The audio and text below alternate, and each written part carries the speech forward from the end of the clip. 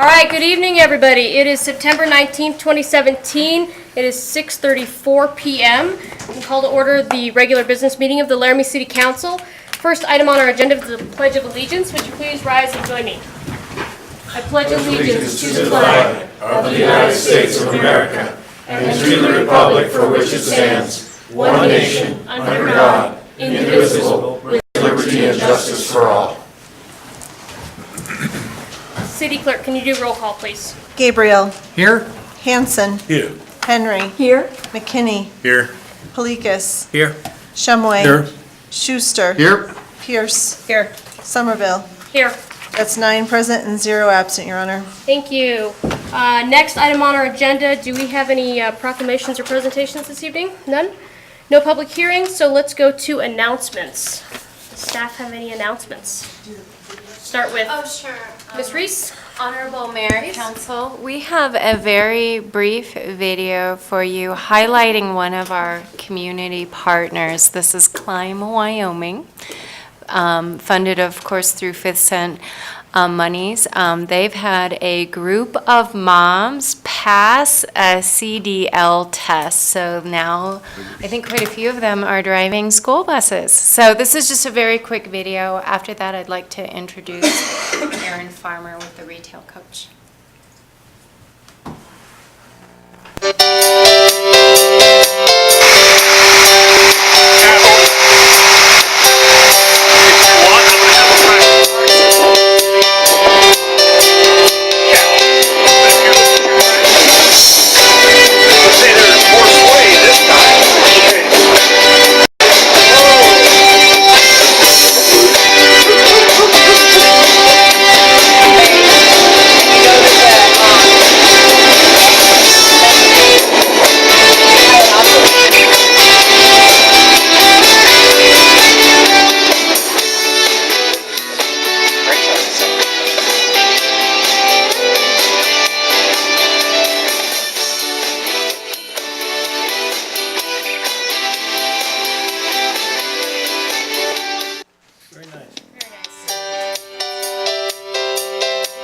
Climb's official 5th Cent video, but we couldn't resist highlighting that just because it was a great project which was enabled through 5th Cent monies. So my other announcement is that we have Aaron Farmer here. He is the Senior Vice President of the Retail Coach, which has been working in Laramie since January or February, trying to help us figure out how to grow existing retail and attract new retail to Laramie. He's just going to give you a really quick overview of who he is and what they're doing in Laramie. He will be at the WIDA conference actually Thursday doing a workshop on retail development. So, Thanks. Thank you. Welcome, Mr. Farmer. Hey, Mayor and Council, it's great to be here. Sarah was right. We've been working with the city since about January. And this is my 4th trip to Laramie in the last 8 or 9 months, and really awesome town. Whether it's the downtown or just the university, everything that's going on here, it's just a really neat town. So I love coming back. In fact, the last time I was here, I brought my family with me to spend a couple of days. So it was nice. But I want to give you a quick update, just like Sarah said, on this process and what we're doing. We're big believers in the Retail Coach that if we're going to be able to help Laramie in working with existing businesses, bringing in new businesses, we've got to know what's happening on every corner. So that being said, I want to get started here. The first part of this process was really trying to understand the Laramie market a little bit better. Where are customers coming from? Where are consumers coming from to shop, eat here on a regular basis? How much money are they spending while they're here? And then again, how much money is leaving the community and going other places? So we know that's a significant amount of money as well. So first part of this was determining the retail trade areas. So I want to tell you a couple of ways we did this.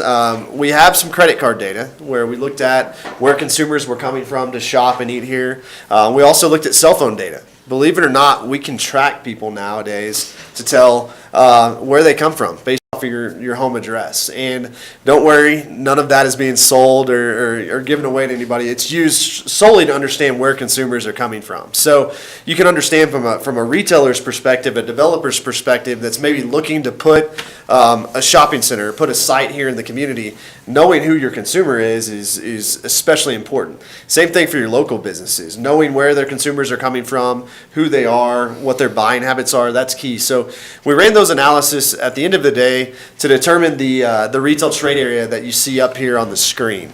And you'll notice the area, and I know it's a little bit small on the screen there, but you'll notice the area there in yellow is what we're calling the primary retail trade area.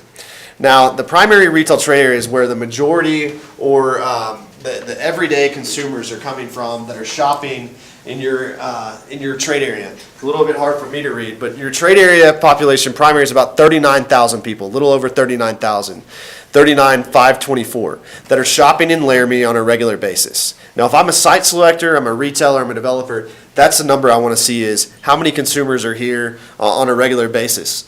We also looked at the secondary, and let me mention real quick, we've got demographics on this group. We've got pages and pages of demographics where we can go in and we can see what is the average age, what is the median age, what is the average household income, how many cars do people drive, what types of cars do they drive. So the kind of information that a retailer, a developer, maybe a local business would want to see. So we've determined the primary trade area, and then we've also determined what we're calling a secondary retail trade area. And you have a lot of these consumers that are driving far distances to shop in here because they have to.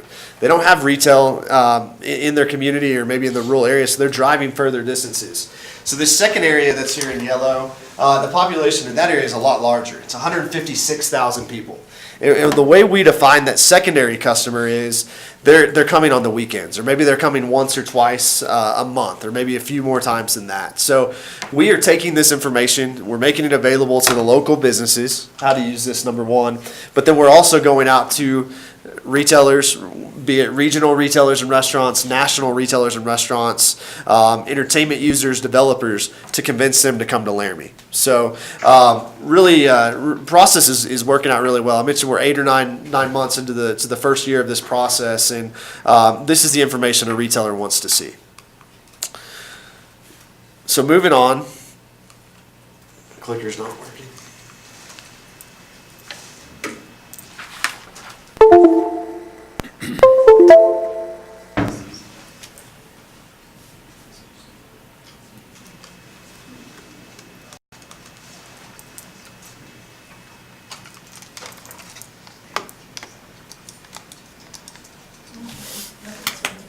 There we go. So We'll just do that. perfect. Let me know when you- So once we've determined the trade areas, obviously that's the most important part. That's what a retailer wants to know, what they want to see.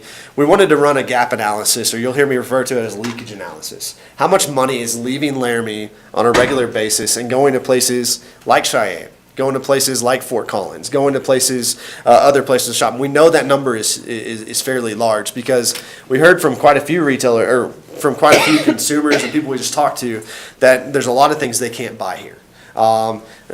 Somebody tells us, I can't remember who it was, but they said you can't buy a 2x4 after 6 o'clock during a week. Y'all probably maybe heard that before. So there's certain items that you can't buy in town after certain times and during those sort of things. So we ran what we call a leakage analysis. And I'm not going to run through this too much, but I just we looked at about 88 different sectors.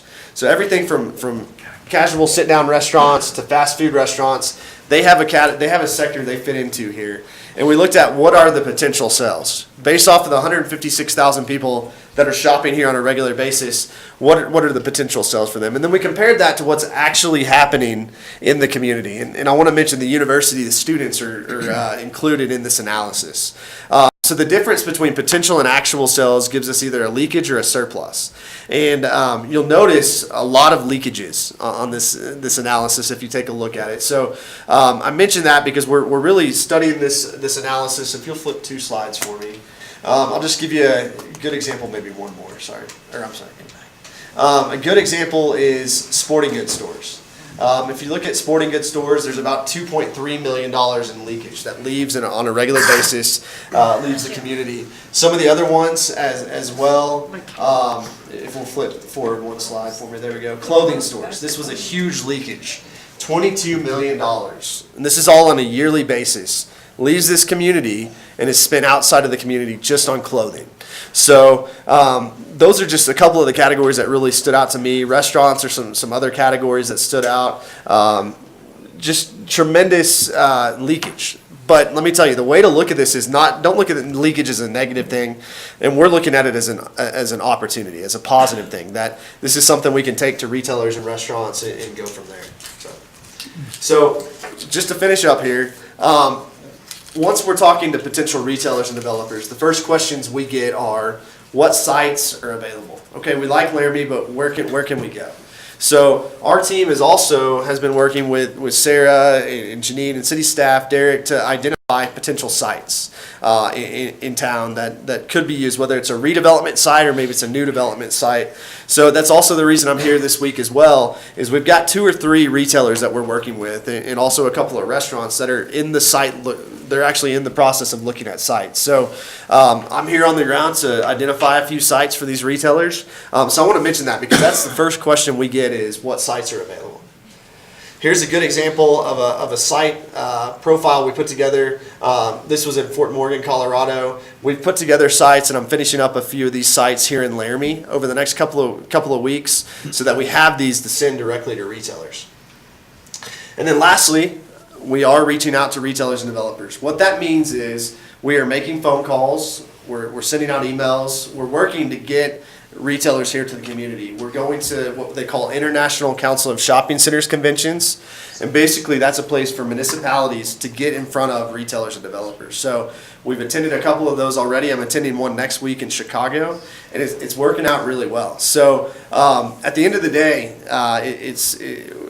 you've got to get Laramie out there. You're competing with Cheyenne. You're competing with Salt Lake. You're competing with the greater Denver area for retailers and restaurants. So the more you can get out there, the more we can get in front of these retailers, the more results we're going to see. So since I was going to be here already, we wanted to make sure and just give you an update and let you know how the process is going. I'd love to get in front of y'all again at a later date. But Mayor, I don't know what the process is here, but if there's any questions or I'm happy to answer them. Well, I appreciate that opportunity for questions. Unfortunately, we're not going to be able to do it right now. Okay. However, I know you're going to be at the conference tomorrow and Thursday, right? Correct. So I believe would it be possible for council members to chat at you while we're all milling around the conference, because I think that would be great. Absolutely. Yeah. So awesome. Well, thank you for your time. We're excited about the next 3 or 4 months, and we'll make sure and keep you up to date. Thank you so much for coming out Thank tonight, you. shortly after you got off your plane. I really appreciate it. Thank you. Thank you. City Manager, do we have any other announcements tonight? We do not. Thank you for indulging us. We wanted to be sure that Erin had a little bit of chance to update you briefly. We will have another work session, if Sarah didn't already see that, with more of a formal report. But Thank you very much.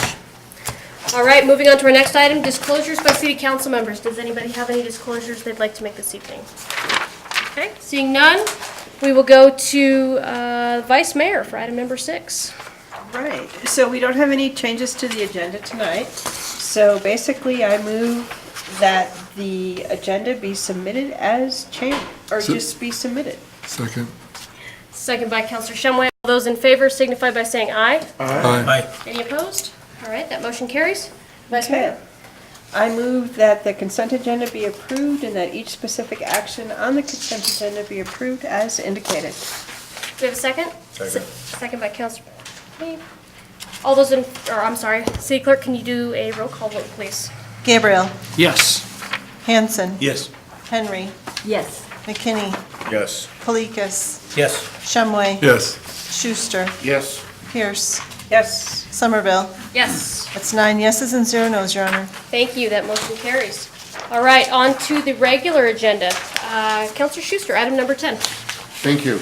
The resolution 2017-55 is regarding the 150th year celebration of Laramie, Wyoming. I move that the City Council approve resolution 2017-55 recognizing and inviting our community stakeholders to join the City of Laramie in the planning and the celebration efforts for the 150th anniversary of Laramie, Wyoming in 2018, and authorize the mayor and city clerk to sign. Second. Second by Counselor Hanson. City Manager, did you want to take this, or would you like me to? I will defer to the mayor. You just let us know what you need as far as support. Sure. So this was a request of mine to put on the agenda because 2018 will be our 150th anniversary, as Councilor Schuster has brought to our attention, and I thought it would be important to kind of invite our community stakeholders to join in some planning and celebration efforts for next year, and we should probably get started. So that's pretty much what this is, and it is celebrating. I should clarify the the first tent stake in the ground of when the community was built here, awaiting the railroad, not necessarily the incorporation date. But this is the anniversary that we've celebrated historically in the past.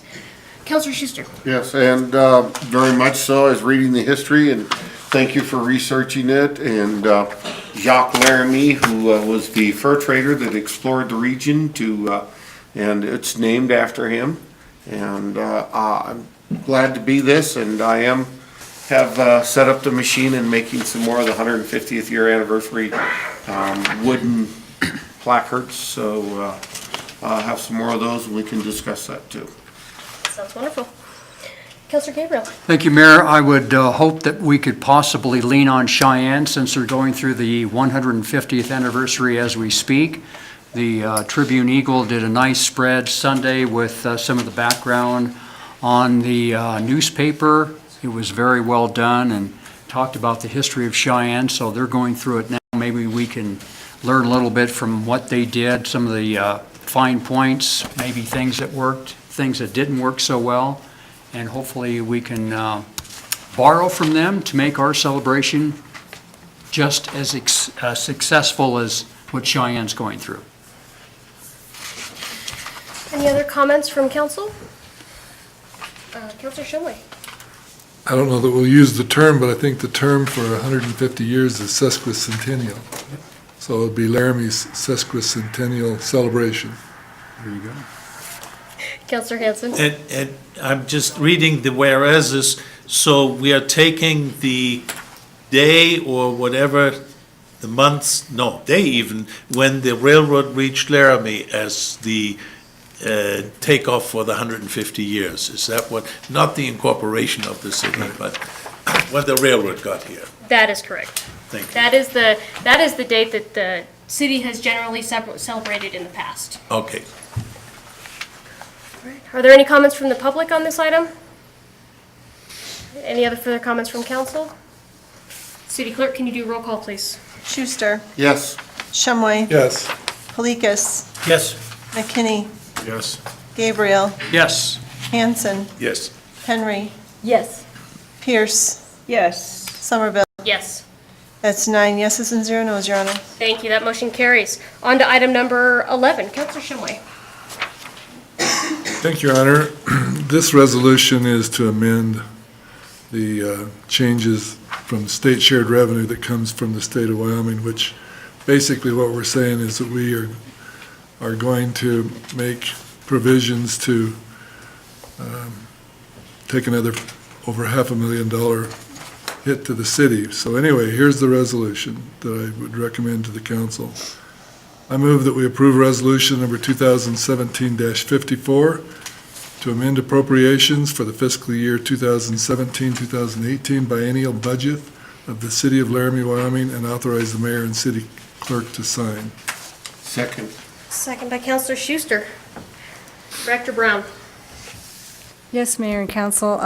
Last August 31st, we had a special meeting. The city manager went over her recommendations to help with this reduction that came through on the direct distribution of $508,000. Tonight, I'm just bringing forth what she has recommended from the list of projects that she has done. So just getting through this, she's recommending $100,000 be taken out of the animal control shelter furnace. remaining $65,000 in that project to help with alternative heating options and providing funding match opportunities to raise maybe more money for that project. Secondly, she's recommending Scout Park be eliminated from the project. This is a total reduction of 406 with $225,000 match. It includes the match. I have to take that out also. We're leaving $25,000 in there to help with the completion of the construction documents for that project, so at least that will be completed. Another reduction that was being recommended is Bill Nye Median Landscape Project for $60,000, and our Park and Recs Director said he would pursue partnership and volunteers to actually complete that project. And the last item that we're reducing is $90,000 out of the I-80 monitoring well project, pending YDOT and Albany County review. We believe that's not going to happen until, maybe not even until 2020, but 1920 budget.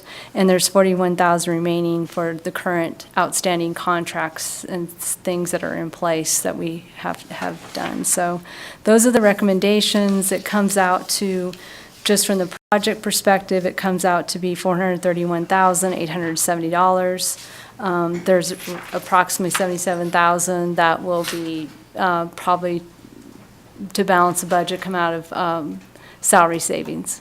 So that's what the city manager is recommending. Questions for Director Brown? I guess I have one question for you. It might not, might be for you, or it might be for Director Fieser. So on regarding the Scout Park Edition, this is probably one of the ones that I struggle with the most because of the grant surrender. There's $225,000 grant that we're going to surrender back. Is there, what would be the deadline when we have to surrender that grant, and is there an opportunity for private fundraising to raise the $150,000 or so to complete the project?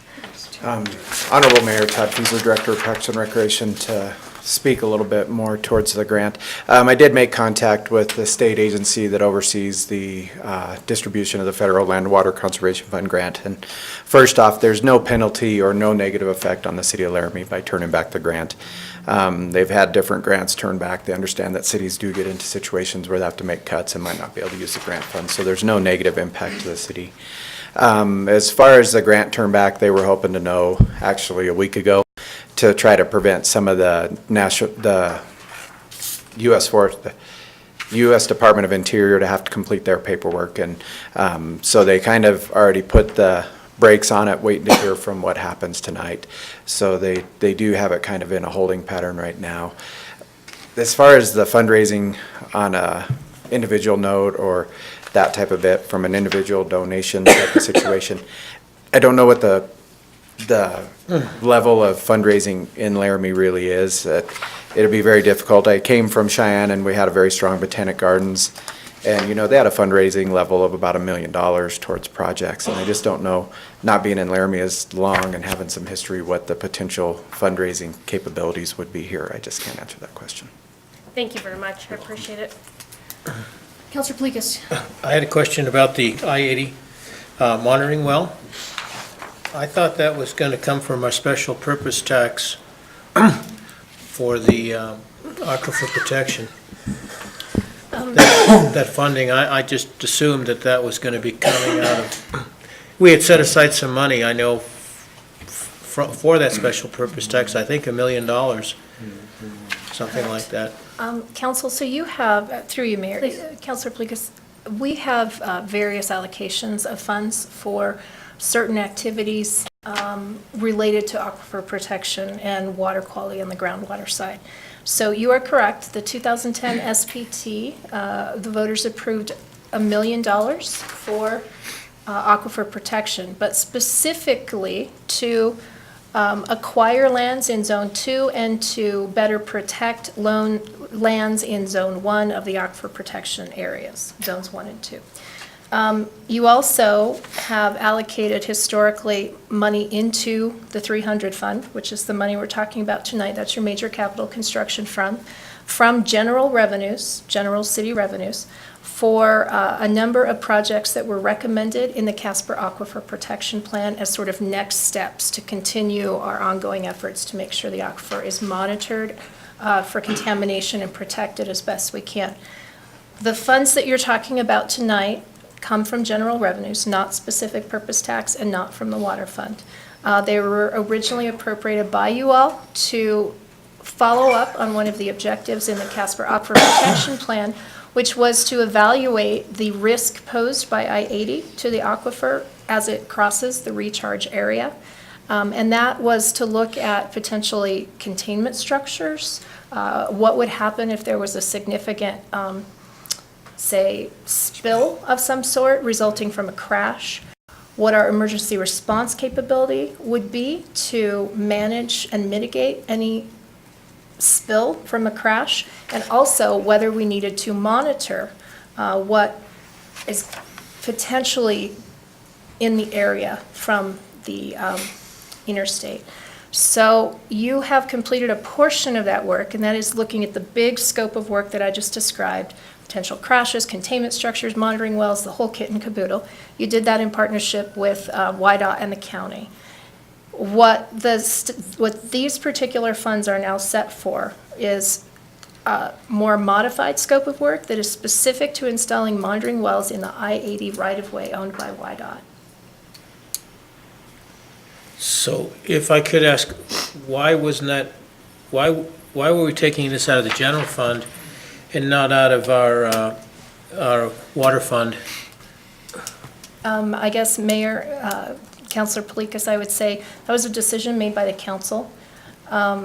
This is not obligated by law. This type of expenditure is not obligated by law to be in your water fund. This is really more about monitoring the water quality in the aquifer, not so much about acquiring, treating, and transmitting potable water. And it was a decision of council to allocate these funds from general revenues and not to take them out of the water fund and have the rates backing that expenditure. If we so chose, we could reverse that decision and take it out of our enterprise fund. I think, yeah, and Malia and I actually discussed this today. The larger scope of work that I described is the reason, as I recall, that the council wanted this to be paid for with general revenues. However, now that we've modified that scope of work down to just monitoring wells in the right-of-way, I think it probably is acceptable for it to be paid for out of the water fund. Thank you. However, I would remind the council, we talked last week when we met about the fact that this project, the reason we recommended that this be part of our budget balancing act tonight is that it is unlikely that we will be able to spend these funds by the end of the current fiscal year anyway.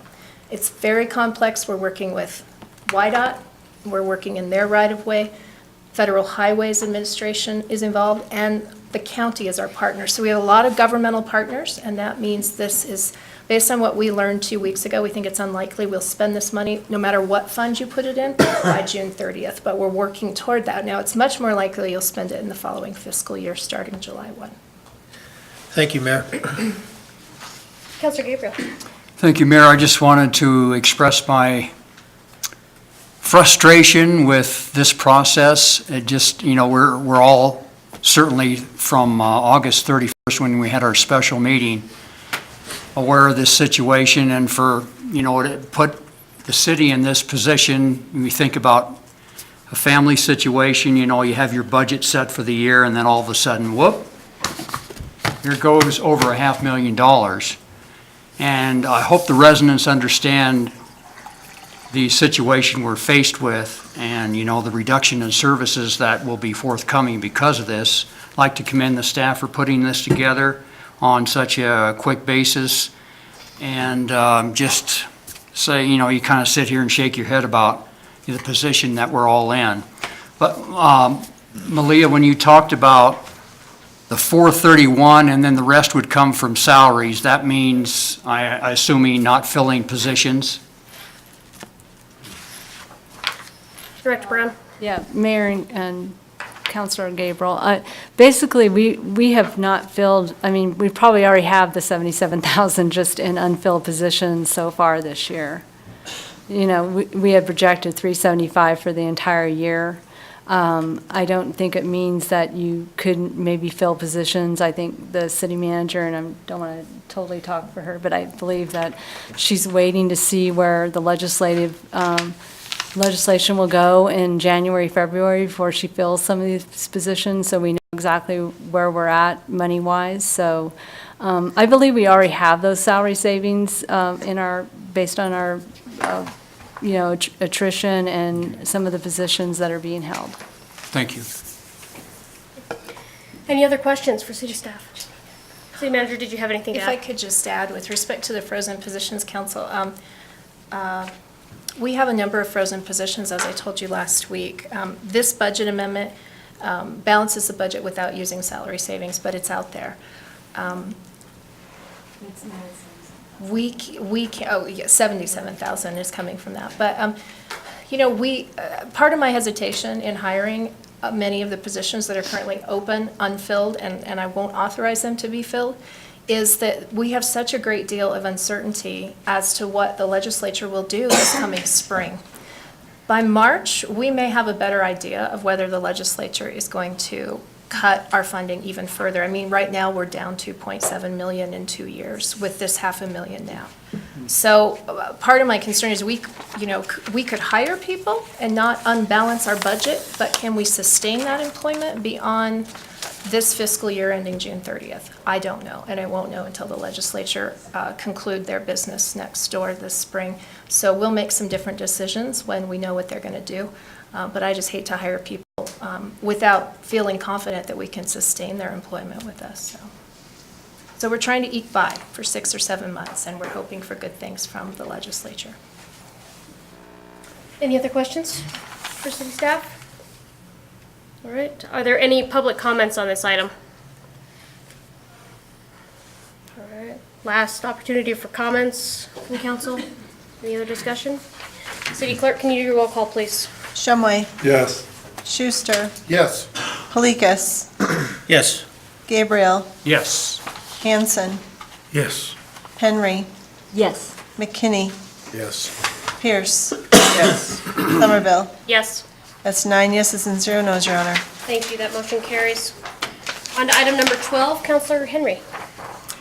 Yes, I move to approve the Meadows final plat based on findings of fact and conclusions of law, acknowledge receipt of the financial security and the subdivision security and improvement deferral acknowledgement form, and authorize the mayor and clerk to sign the plat.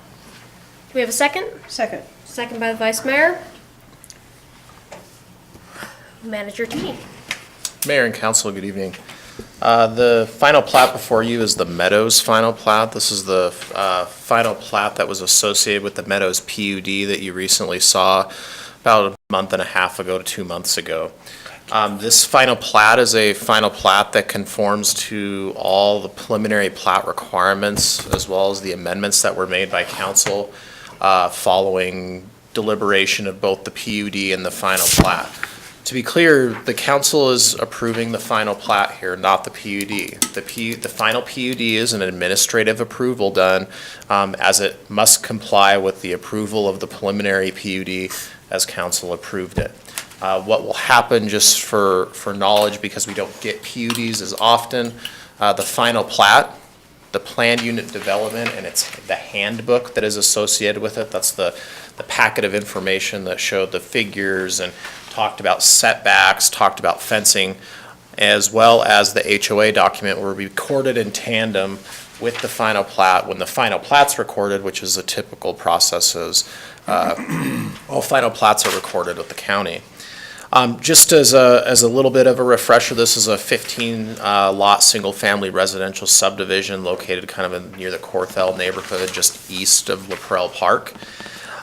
There are 7 outlots also included within this final plat, that one including LaPrelle Park, which will replat LaPrelle Park and adjust the boundaries to basically what we know today as of LaPrelle Park, as well as correct some of the platting and survey issues that are located in this area due to some of the subdivisions to the north, as well as just old property descriptions and boundary busts and a series of other things. With this subdivision, there's 3 single-family residential lots that are essentially located along existing streets, Bonneville and Bonneville Street, and I'm not thinking of the other one, as well as the other subdivision, as well as the other lots being located along Ashley Street, which is the new extension of the road that'll go into the property where the house sits presently today. Really of note, and to be concise here, is as I noted, all of the conditions of the preliminary plat have been met through this final plat filing. I do want to point out one of the major changes that council recommended and conditioned the preliminary plat on was the construction of Ashley Street to include curb, gutter, and sidewalk. That has all been included in this. It's part of this, part of the design plans and engineering drawings that were provided with submission as well as through the review, and does meet all of our standards. Aside from that, your lot layout, lot sizes, setbacks, intent of all the components of the PUD pretty much have remained exactly the same as you saw before you at the preliminary plat stage. Specifically, I will note that the required findings for this final plat have been met. As I've noted, all the conditions of the approval of the preliminary plat have been met. You also have the proposed final plat is in substantial compliance with the layout as approved with the preliminary plat. All improvement plans have been approved and reviewed, as well as the applicant has submitted an improvement agreement for construction of all the required improvements. We've received only one public comment regarding this project in the final plat stage. We just had a member of the public come in checking to make sure that the submitted final plat was in conformance with what they heard the conditions of approval from the council were at the preliminary plat stage. So that is always good, but they had no further comments beyond that. And aside from that, I'd be happy to answer any questions. And I do know that the applicant representative is here as well if you have any questions for the applicant. Questions for city staff? Councilor Hanson. Thank you, Your Honor. Just one question, because I can't remember what happened finally. At the roundabout, at the end, was there discussion, and I wonder where that went, that there would be a footpath going north to across the river, because there's a bridge, to, what is the street? Spring Creek. Spring Creek. Is that still there, or was that ever discussed, or where is that? Because I can't find that. Mayor and council member, the trail or the pathway, or I'm going to say it's a sidewalk located along Ashley Street, will go into the subdivision and to the cul-de-sac, but doesn't provide an external connection into the park. However, the existing, it's like a 2-track road that's on the edge of the Laprelle Park that goes from Park all the way up into up to Spring Creek there, does remain, will stay there, and eventually, as in the master plan for the Parks and Recreation, we'll see that trail someday, be improved to a more standard concrete or hard surface trail. Okay, I just wanted to refresh my mind what happened with that connection to the north. Thank you. Any other questions for city staff? All right, thank you. I'd like to give the applicant a chance if there's anything the applicant wants to address tonight. You don't have to, just want to give you the chance. Okay. Are there any public comments on this item? Oh, it's not a comment, or a question that I was asked by another citizen. You want to come forward and ask it? We'll take it as public comment. I'm Judy Snoke. One of my neighbors asked whether or not the cul-de-sac was going to be sufficient, the Ashley Street connection, sufficient for emergency vehicles. Yes, yes, it And is. I assume the answer is yes. I assured this person that it was, but I just wanted to double check. I believe the answer is yes, it is. That was the idea. Is there any other public comment? All right, back to council. Any other discussion on this or any comments to make on this? All right, City Clerk, can you do a roll call, please? Henry, Yes. McKinney, No.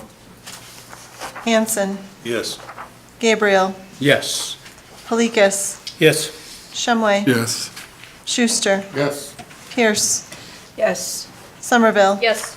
That's 8 yeses and 1 no, Your Honor. Thank you, that motion carries. On to item number 13, Counselor Henry. Yes, I move to approve Resolution 2017-56, adopting Monolith Ranch Advisory Committee long-term goals and objectives, and authorize the mayor and clerk to sign. Do we have a second? Second by the Vice Mayor. Do we have any city staff for this? City Attorney? Mayor, I'm happy to defer to Counselor Henry. Counselor Henry? I'm on the Monolith Ranch Advisory Committee, and I know that when that committee presented their long-term goals and objectives to city council, one of the goals was for city council to adopt their long-term goals and objectives. So I wanted to be sure that this resolution came before the council while it was fresh on everyone's mind. And Counselor Henry, if I can also add, I believe there is a fresh link that was sent at 6:57 p.m. to your email with the with the goals from the work session that we had, in case you are looking for them. Counselor Polikis. I'm sorry, but I've been looking for it and I can't find it anywhere. I looked in the, in the copies that we were given, the hard copy, and they're not there. And I looked at the agenda, and I went back and looked at the agenda for August 8th. August 8th, and they're not there. So it's hard for me to vote on something They are there if I don't have a list. on August 8th. Please. They are on the August 8th agenda, and I think you just received an email that links you to the precise spot it's in on the the- August 8th Great. agenda. Yeah, I got it. And I would further direct council to page 5 of my that email? presentation How do I get is to the slide with the long-term goals and objectives. Your Honor, And may I suggest that we just have the highlights reported to us? Because, I mean, it's been a while, and I don't have it present in my mind either, what we're voting on. City Attorney, would you kind of report that out? If I can do it while seated, Mayor, because I'm looking at my computer here. There were 5 long-term goals and objectives. so I would like to maybe, I meant that all of the management goals and long-term, I see that we've got them divided into management goals and objectives and long-term goals and objectives. And I intended for the resolution to reflect adoption of all of the goals and objectives. So do I need to make an amendment to my motion? You will. I will make an amendment to my motion to, that the resolution should be adopting Monolith Ranch Committee goals and objectives. City Attorney, does that amendment I'm clarify? Well, Mayor, I'm, Strike. that's the amendment, sure, absolutely. Do we have a second for the amendment? Can I ask a question? Does that mean you're striking the words long-term? Developed and Okay. adopted long-term goals and I'm gonna objectives. rephrase my amendment. Please do so. I would move to change the resolution title to Resolution Adopting Management and Long-Term Goals and Objectives.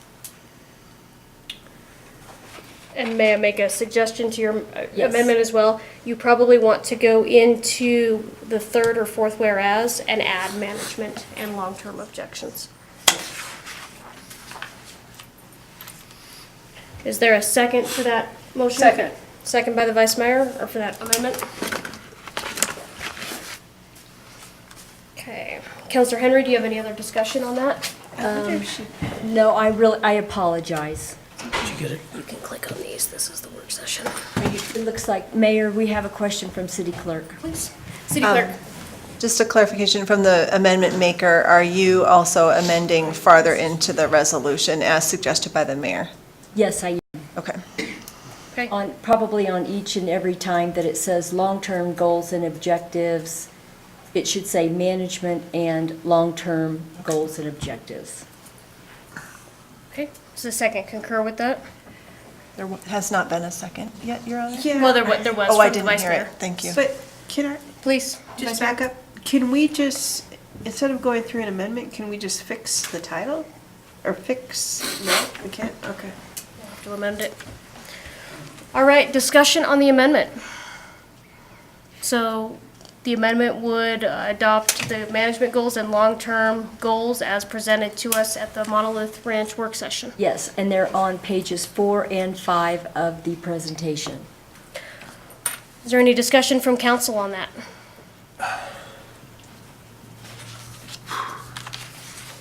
While we're waiting on council to think about it, is there any public comments on this? All right, no comments. Councilor Pelikas, did you have something? I'm gonna wait. Councilor Schuster? I realize we've changed a little bit this around, and it's what they hope for goals to the city. With our financial restrictions we are now, we are not pledging any financial to this right now to do it, correct? That's right. Okay. That is correct, That's Councilor Schuster. Yep. Is there any other discussion from city council? Councilor Hanson? I requested that we get just a brief update As to to what they are? what they are. I would be happy to read each and every one of them, if you'd like. I can do it quickly. Yeah, I think, Council Henry? Okay. well, we're on an amendment, point of order. Please, Councilor We're Pelikas? on an amendment right Oh, now. the amendment, yeah. And isn't this more of a general? Yeah, that's a general question. I'm sorry, I thought we were done with the amendment. No, we have not completed the amendment. Thank you. Sure. Is there any other Sorry, discussion on the Councilor. amendment? All right, so are we ready to go to a vote on the amendment? City Clerk, roll call on the amendment, please. Henry, Yes. Hanson, Yes. Gabriel, Yes. McKinney, Yes. Polikis, Yes. Shumway, Yes. Schuster, Yes. Pierce, Yes. Somerville. Yes. That's 9 yeses and 0 nos, Your Honor. All right, that amendment carries, and it is now part of the main motion. So it is a resolution supporting the long-term and management goals of the Monolith Ranch. Councilor Pelikas? Mayor, I'm trying to rush through everything and read everything. And this is the first opportunity I've had to review it because it hasn't been available to me. I would like to make a suggestion that we postpone this item until our next regular meeting so that we can have an opportunity to review these goals and objectives prior to just looking at it for the first time here. Well, of course, you're free to make a motion to postpone, but I would also offer an alternative with taking a 10 or 15-minute break, give everybody time to review any questions that they I think I had. put a motion on the floor. Is that a motion? Yes, it is. Okay. Do we have a second for a postponement motion? I will second. Second by Councilor Schuster. Any discussion on the postponement? Councilor Henry? We had about a 3-hour presentation that was given to us by the Monolith Ranch Advisory Committee. So this isn't like all of a sudden thrown at us. And it's been in our packet, and I believe I brought it up at one of our work sessions that I wanted to make sure I brought forth a resolution. So this is not something that is all of a sudden being thrown in front of us. I just want to make that point, and I will vote no on a postponement. Councilor If I Pelikas? may, and I agree with everything you've said. My problem is I haven't been able to find this anywhere, and I wanted to read and process, if you will, all the goals. They look fine to me, but I haven't had an opportunity to go systematically through every one and process this. And right now, we're in discussions, and I'm trying to read them, I'm trying to listen to what's going on, and it's really difficult for me, and I'm not trying to delay things. All I'm trying to do is take the appropriate amount of time to evaluate what we had the work session on, and I'm having a difficult time doing it right now. Is there any other discussion on the postponement? Your Councilor Honor, I Hanson? agree with that because I couldn't find them either. And I would like to have them included so we can see them. I'm sorry. Any other discussion on the postponement? Counselor Shumway? I agree that we have had a lot of information, and we've had an excellent Monolith Ranch Committee that's been bringing this to us. However, this is long-term, and I don't think that by having a chance for all of us to go in and look at this critically is going to cause anything but more information for us to discuss when we come back. So I'm in favor of waiting 2 weeks or whatever time it takes to bring this back for further discussion. Further discussion on the postponement? Are there any public comments on the postponement? All right. City Clerk, can you do roll call on the postponement, please? May I clarify first? Are we postponing to October 3rd? Is that the intention? Our next regular meeting. Okay. Yes. Just wanted to make sure I have it correct. Thank you. Pelikas, Yes. Shumway, Yes. Schuster, Yes? McKinney, No. Henry, No. Hanson, Yes. Gabriel, No. Pierce, No. Somerville. No. That is 4 yeses and 5 noes, Your Honor. Okay, so the postponement fails. So we are back on the main motion. So Counselor Henry, would you please read the goals? Yes. And management. And could you clarify management goals versus long-term goals? Yes. Management goals and objectives are maintain and maximize water rights for eventual transfer to city for municipal use to meet future city needs. Explore potential development of groundwater. Rehabilitate all unused water rights. Consider leveraging tradable upland land toward protection of Casper Aquifer Protection Area. Consider leveraging tradable land or purchase of additional land toward consolidation of Dowland Ditch water rights. Prioritize lease, transfer, or exchange of land over sale.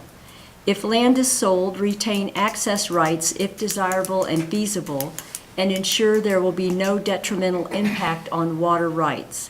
Preserve and/or expand open space to connect with other publicly owned land while improving water rights. Continue current ranching operations so long as it is the best option to, 1, maintain the consumptive use plan so as to maximize the city's water rights, and 2, realize a revenue return to the city, thereby offsetting the cost to maintain the water right. Preserve and protect access to Laramie River and protect riparian wetland areas and irrigated meadows. Long-term goals and objectives are retain select lands for preservation of open space and to provide possible public recreational opportunities. Use City of Laramie Parks and Recreation Master Plan as basis for future recreation initiatives. Provide for compatible public use both in activities and intensity of use. Regularly reevaluate and review potential for uses beyond the current ranching operation, such as solar, wind, community agriculture, wildlife habitat, recreation and tourism, residential, business and/or industrial applications. And finally, in evaluating plans for individual parcels, consider implications to the value and use options for the other parcels and to the ranch as a whole. Thank you, Counselor Henry. Further discussion on this? All right, any, Counselor Pelikas? I have issues with a couple of them. First one is prioritize lease transfer or exchange of land over sale. I think that just depends on the situation. A good example of that is we did sell that land to the Monolith Ranch for their mining operation that was going to last 75 to 100 years. It's debatable as to whether a lease would have been better or land sale would have been better, but I think the time for that debate is when it happens, not set it up as a goal that we will not sell land under and we will prioritize leasing. I think it's a bias that can be determined at the time when it comes forward. The second one I have an issue is if land is sold, retain access rights if desirable or feasible. I understand the if desirable but feasible, but it seems to me when you sell land, the majority of time it's the owner who determines as to what type of access rights you're going to have, not the seller. So I have an issue with those two. I can propose an amendment, or I'm very uncomfortable with this because I'm looking over this, I'm doing it on the fly, I'm doing it real quick. This is a long-term goal. Councilor Henry is showing frustration over there because of the fact that I'm taking this more serious now than a work session when it was presented to us, and I just believe we need more time to go over these things. So, Other discussion from council on this item? Councilor Schuster. I will, not all the same ones that he has, but I have issues with a couple of them too, and on this, I can't support it. I mean, if I have issues with part of it, I won't support it. Trading the land for different areas, we bought this ranch for the water rights only. We didn't buy it to start sectioning it off. The power grid, they have the right to do a eminent domain, so we did that. We've offered sales to Mountain Cement, and to do theirs on ground that was not, have anything to do with the water rights. So I voted for that, but some of these things on there are just things that I'm not really supportive of. Any other discussion? Councilor Hanson. Thank you, Your Honor. I sort of feel, yes, we discussed this in the work session, but here it comes back, and we don't have any documentation with it at this point. And I feel kind of hoodwinked at this point because, yes, we discussed it. We all seem to be in agreement on most of the stuff. However, I feel I'm approving this blindly right now because I would have liked to have seen it before. So at this point, I'm going to, if it comes to that, I'll vote against it simply because I didn't have enough time to digest this properly. Thank you. Councilor I have a Plegos. question. The Parks and Rec Master Plan, was that ever approved by City Council? Yes. It was, okay. Thank you. It's a long thing. It was, Do we have any public comment on this? All right, I just wanted to make sure. Councilor Schuster? no, I can't comment on it because it's on Parks and Rec Okay. about being in the county and not in the city. So I think I We're not- better just stop there because we're not discussing that. We're not going there tonight. All right, any other discussion? Councilor Schomeyer. I do not disagree with Councilor Hanson, Councilor Pelikas, that there's more, we need more opportunity to look at this. However, I don't know that once this goes back to the Monolith Ranch Committee, that they're going to come back with anything that's significantly different for us to consider. They're going to continue to, I think, push for things such as wind, solar, recreation, land sales and things like that. I don't know that they're going to exclude any of that. And I know this is a goal and an objective. It's not set in stone, but I know that, when it's presented to a potential person with interest in the ranch, they're going to go in, slowly if there's something that's in opposition to their goal. So, but I'm going to support this because I think we still have opportunity for specifics when they come up to make a decision that's other than goals and objectives. This is more just kind of a vision for the future of the ranch. And the ranch has obvious, a focus on water, but there's other opportunities for us to look at too. And so I don't know that we're going to, get a better product that's going to be satisfying to everybody. So I'm going to support this on this reading. Councilor Henry. I want to apologize to council for not attaching the goals and I should have done that to the resolution, but we've never done that before. And I thought that by referencing it in the in the resolution that you would be able to go, like I did, go to that agenda and click on it and read it. And so I accept full responsibility for not having those goals and objectives attached to the packet.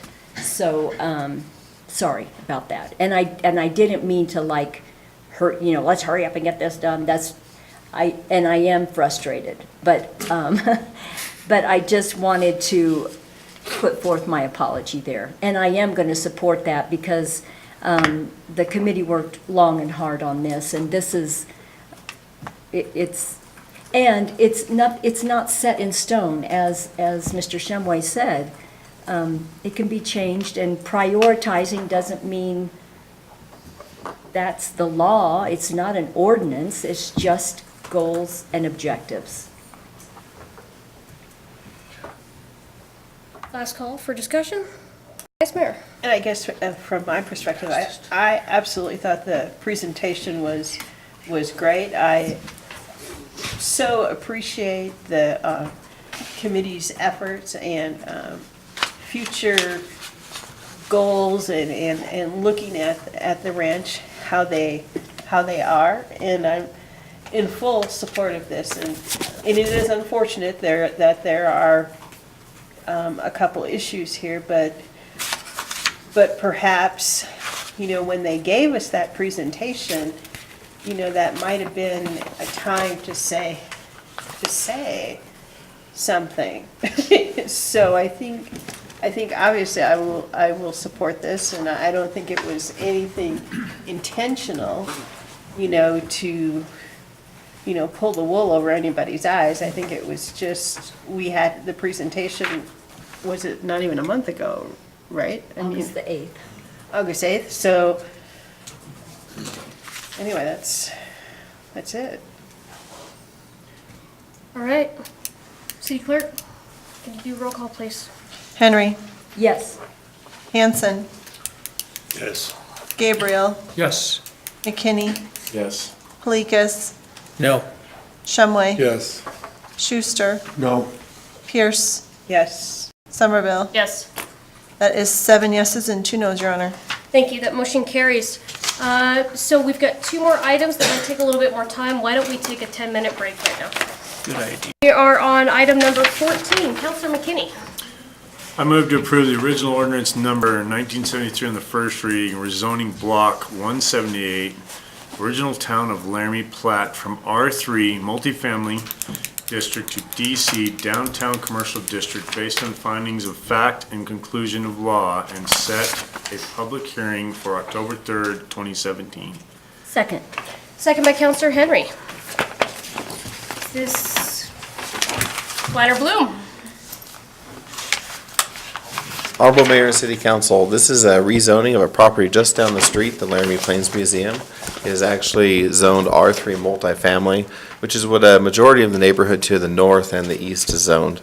That typically is where you see multifamily residences, apartments, some single-family homes on smaller lots, those items. Historically, this has always been zoned R3. The use of the Laramie Plains Museum and the center over there, in the activity center, actually is a conditional use permit in the R3 district.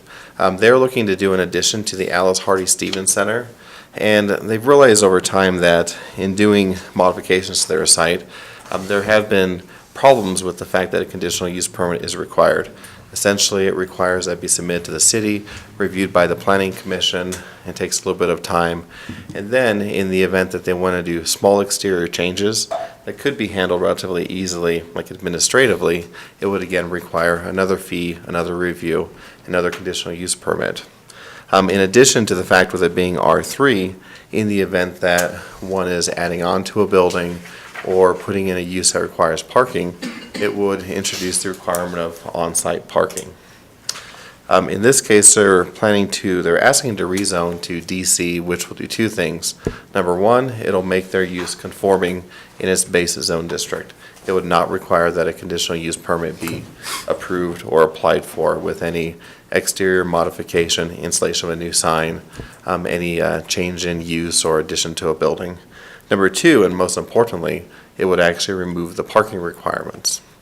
The parking of this site has been something that has been studied by the city recently. The city worked with the Laramie Plains Museum and adjacent property owners to install the back and angled parking. Amazingly, the city of Laramie residents and the customers of the Laramie Plains Museum have been able to master the back and diagonal parking. It was within 2 days. So pride our citizens on being able to figure out how to back into a parking space. It can be done. So with that, as this Alice Hardy Stevens Center component does increase, it will, add some additional convention space in town for weddings and different special events they do have. The applicant's cover letter has actually described the reason for their addition, which is what's stemming the zone change.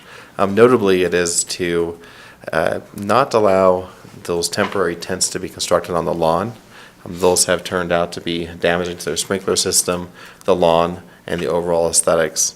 What their intent of the addition is to say, hey, you can rent this, pay us money for the rental, instead of paying another group money for rental of a tent that may be leaving the town, while preserving the unique character and atmosphere of the site. The Planning Commission did review this at their first meeting in September, and they unanimously recommended approval of the rezoning. In relation to the comprehensive plan, this is shown as public and institutional. That supports all of our zone districts that have public uses in them. And so this is in compliance with that plan. So Planning Commission and staff are recommending that you approve this ordinance rezoning that block from R3 to DC. I'm open for questions you may have, and Mary Mountain is here to speak on behalf of Laramie Plains Museum. Questions for city staff? Councilor Thank Hanson. you, Anna. Clarify for me, why does DC not have any parking requirements? What's the difference here? Planner Bloom? Honorable Mayor and Councilor Hanson, DC is our downtown commercial zoning. I understand.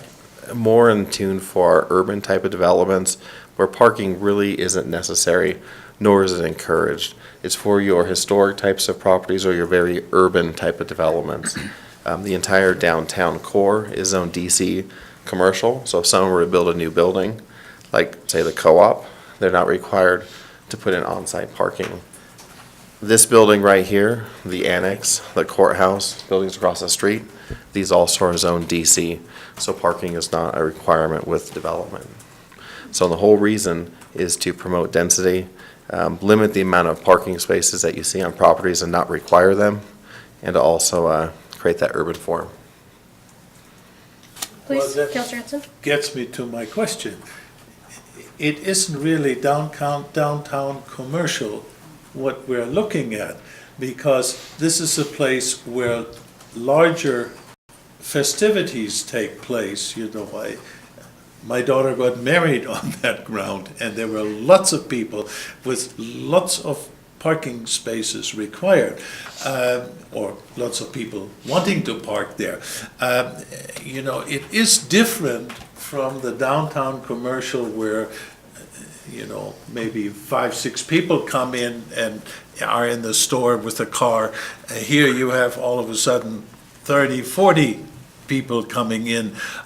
So I see what they want to do, but the parking problem that exists now, and I go to church across the street so I know what it's all about, will continue to exist. And we have just kind of shoved it aside by calling this downtown commercial. I just wanted to point that out. The parking is part of the issue, and it's not going away. So God bless them. I'll vote for it. But the issue at heart is not being addressed by that. It's just shunted under the carpet. Any other questions for city staff? Vice Mayor? To get to that point a little bit, is there another opportunity to do back-in or angle parking on another side street to help them out with parking? Honorable Mayor and Councilor Pierce, yes, there are.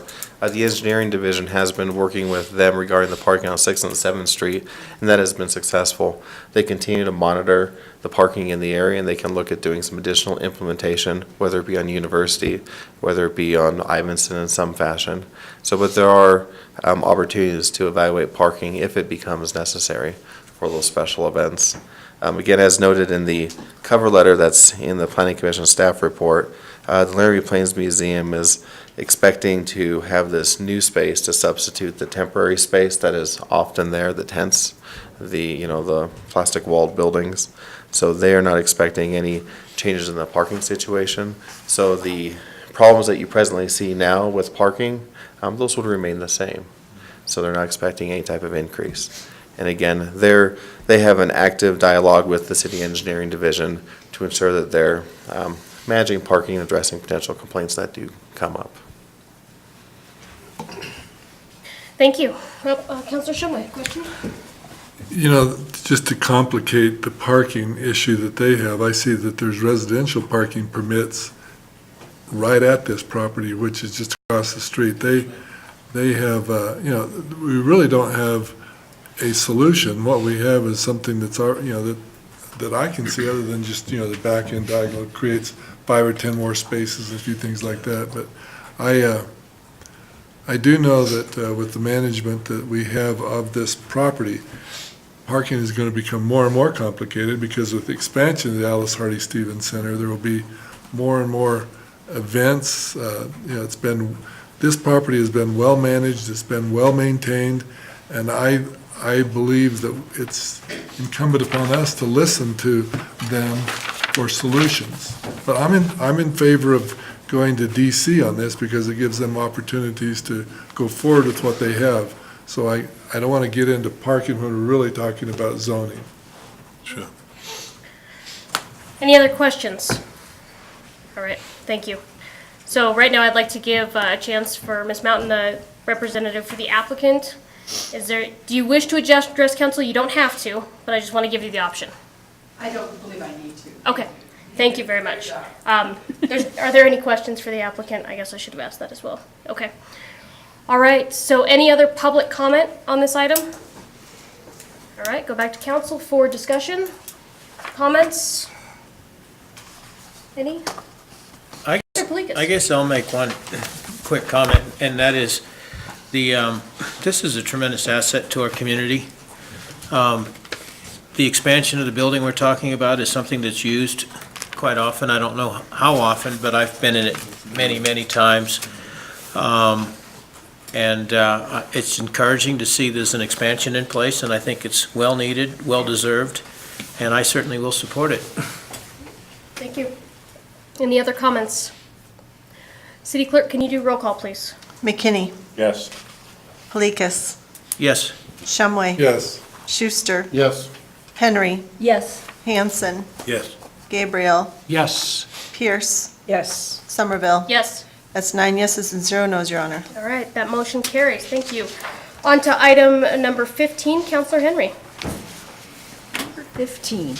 I move to approve original ordinance number 1972 on third and final reading as shown in Attachment 1 and Attachment 2 in accordance with findings of fact and conclusions of law, noting a public hearing was held August 1st, 2017, and authorize the mayor and city clerk to sign the ordinance. You have a second. Second. Second by the vice mayor. Mr. Connor, the floor is yours. Thank you.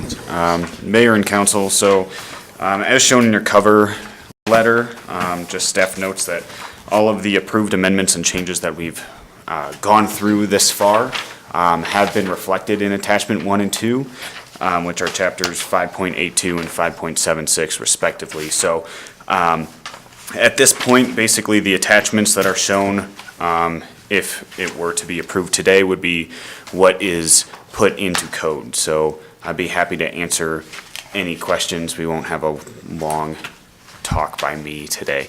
So I'm happy to answer any questions, as well as 2 of our mobile vendors are here as well if you'd like to ask them any questions. So let's go with just questions for city staff. Councilor I actually have a Pelikas. question, and it may have been answered at an earlier meeting, but I've forgot about if it was. Mobile vending shall not be allowed within 200 feet of a property boundary of any school containing any grades kindergarten through 12th grade. When I read that, just in my mind, I'm wondering what's the conflict, or why would that be in there? So perhaps you can help me out. Mayor and Councilor Palikas, that was at direct request by Ed Getz from Albany County School District 1. It was something that we had seen in other codes, so we reached out to him and asked him if it was something that he would like, and he did tell us that yes, he would like it. Is there any reason for it? That would have to be a question for him. I'm just... Be with staff. Are they serving drugs or something? With staff, the staff interpretation of previous codes where that. Mr. Teamy, I think you have some information. Mayor and council, I was the one that spoke to him on the phone just in a conversation. Their main concern was safety of students with the mobile food truck being located near a school. Students would be leaving campus, crossing streets during the lunch hour when the other traffic is going in and out of parking lots, and they did not want students doing that. They'd prefer they get in their car and go somewhere else if they're going to leave campus. That was the short and long of it. Okay. Thank you, Mr. Teeny. Safer in the car. All right, any other questions for city staff? All right, I think you're off the hook right now, Mr. Connor. So I'd like to do a public comment right now. Do we have any public comment? And including from our vendors, or our mobile vendors. Are there any additional comments you'd like to make here on third reading?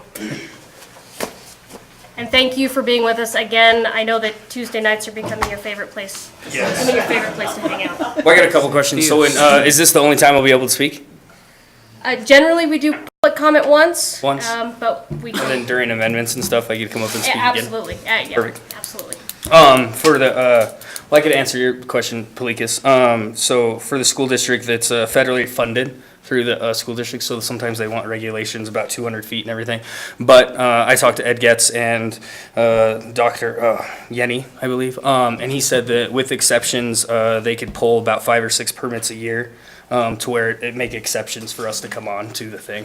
And that's when I think that some of the stuff that might need to be changed inside the like how it's read, that there's no parking within 200 feet with exceptions of, the school's, approval on the food trucks being able to be there. Because we've been up there, I know Ocean's been up there, I've been up there and everything, with exceptions and everything. So if that's written in there, that would be awesome if we could do that, because with certain people in the community that I'm dealing with, if he finds that, it's just going to create another problem issue with everything.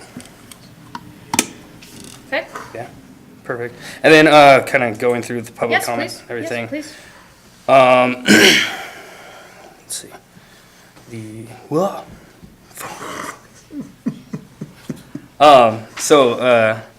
Like having that, like the, where you're kind of regulated through the NSF approved commercial kitchen, fire suppression stuff, city, state, and regulation stuff.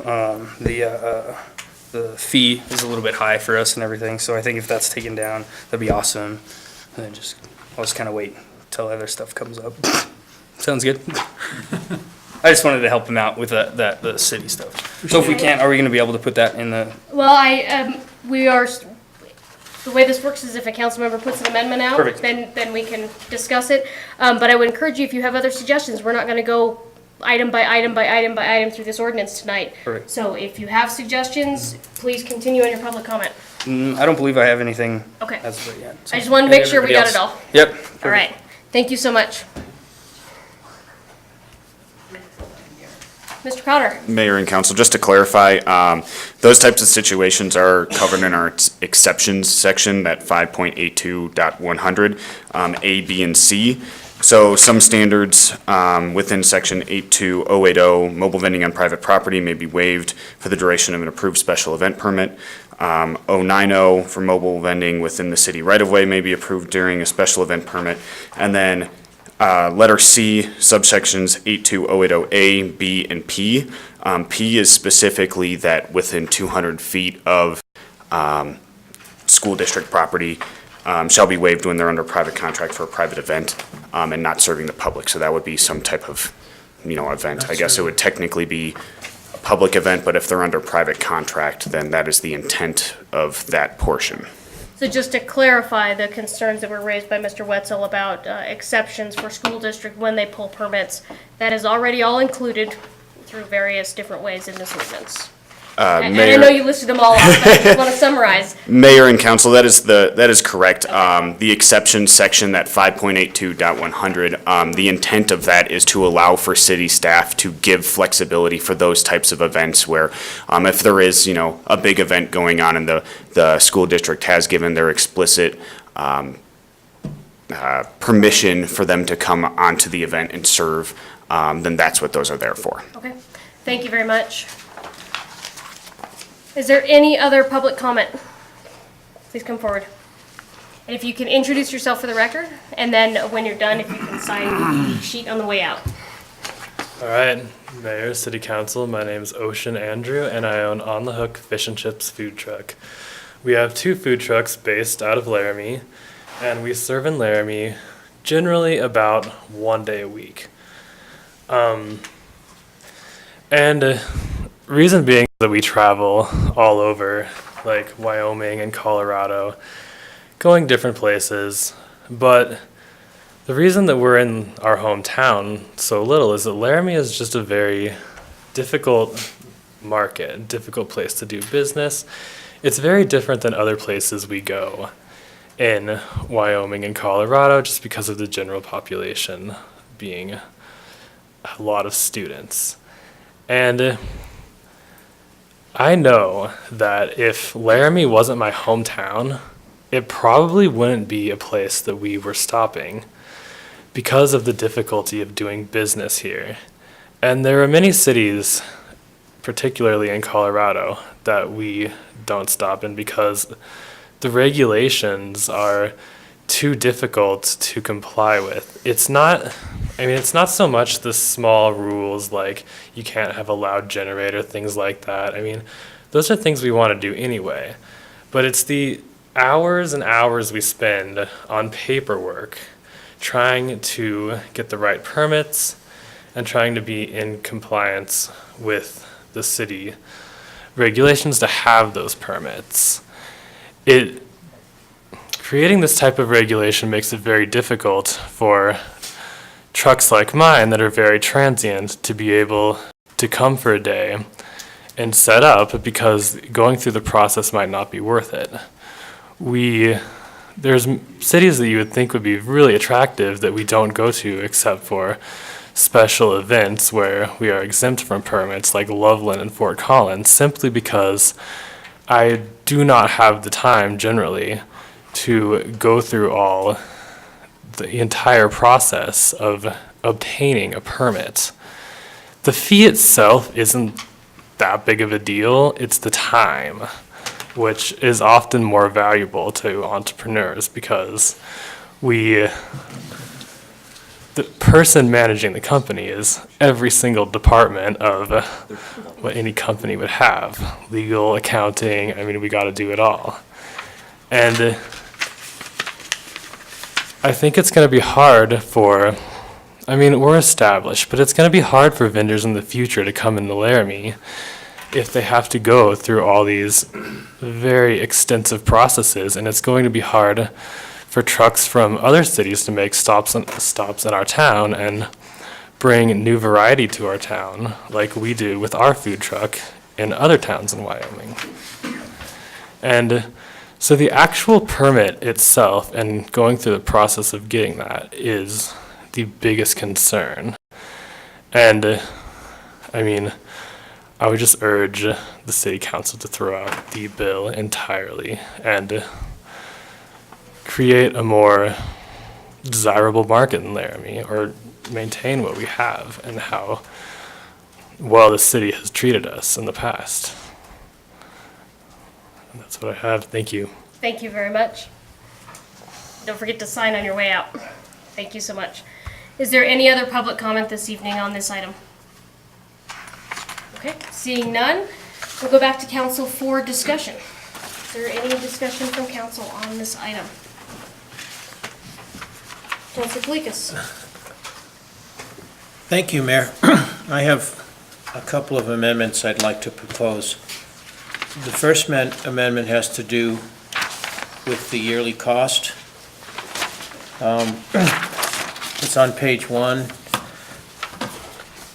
5.82.040. Right now, it states that the yearly cost shall be $120, but it also further states that you can pay $10 per month, if you will, depending on what month you start doing service prior to that. So I would like, and let me put the amendment on the floor and explain it further.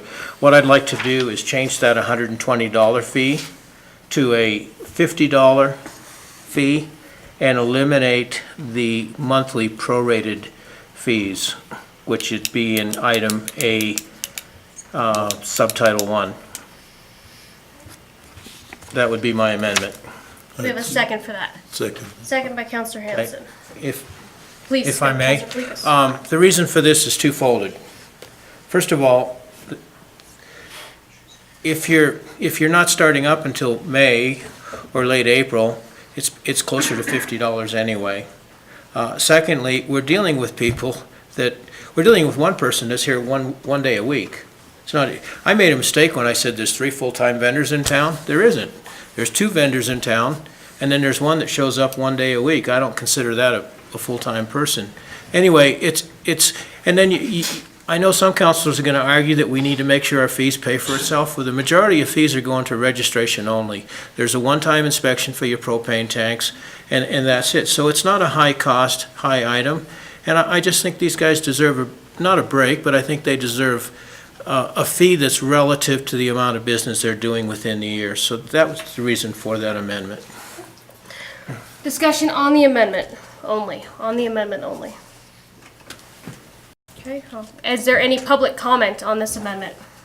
All right, last chance for council on the amendment. City Clerk, can you do roll call on the amendment, please? Kalikas. Yes. McKinney. Yes. Henry. Yes. Hanson. Yes. Gabriel. Yes. Shumway. Yes. Schuster. Yes. Pierce. Yes. Somerville. Yes. That's 9 yeses and 0 noes, Your Honor. All right, that motion carries. That is now part of the main motion. All right, further discussion. Councilor Kalikas. If I may? Please. The second amendment I would like to make is on page 3. And it has to do with item E. I would like to make an amendment that item E, including all the subtitles, be eliminated. Second. Do we have a second? So, If second I may by explain. Councilor Schuster, yes, please. I'll go through each one and explain what I can see about each one. The first one, each mobile vending operation is allowed to park temporarily store a maximum of 1 unit on the street, so it has to do with parking on the street. And the fact that a mobile vending can only put 1 item on the street.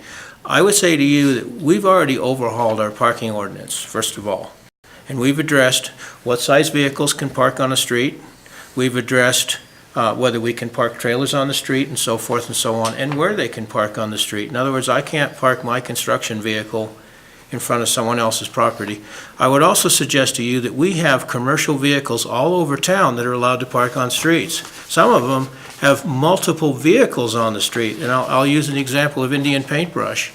Not that I'm picking on them, but I was by there yesterday. They have 8 different pieces of apparatus that are parked on the street, and they're parked on the street full-time. The reason why it's not a problem is because nobody complains, and it's not a problem to the neighborhood, even though they're probably in violation of some of our ordinance. So what I'm saying is, if we have a problem with people parking, if we have a problem with this type of vehicles parking on a street, we need to address it as a whole, not just 1 or 2 people within our community. So that's the reason why I don't think this is, I'm not saying it's not necessary. I'm saying if there's a problem, we address it for everyone. by the way, including myself, because I park a construction vehicle on the street. Okay? That's the first one.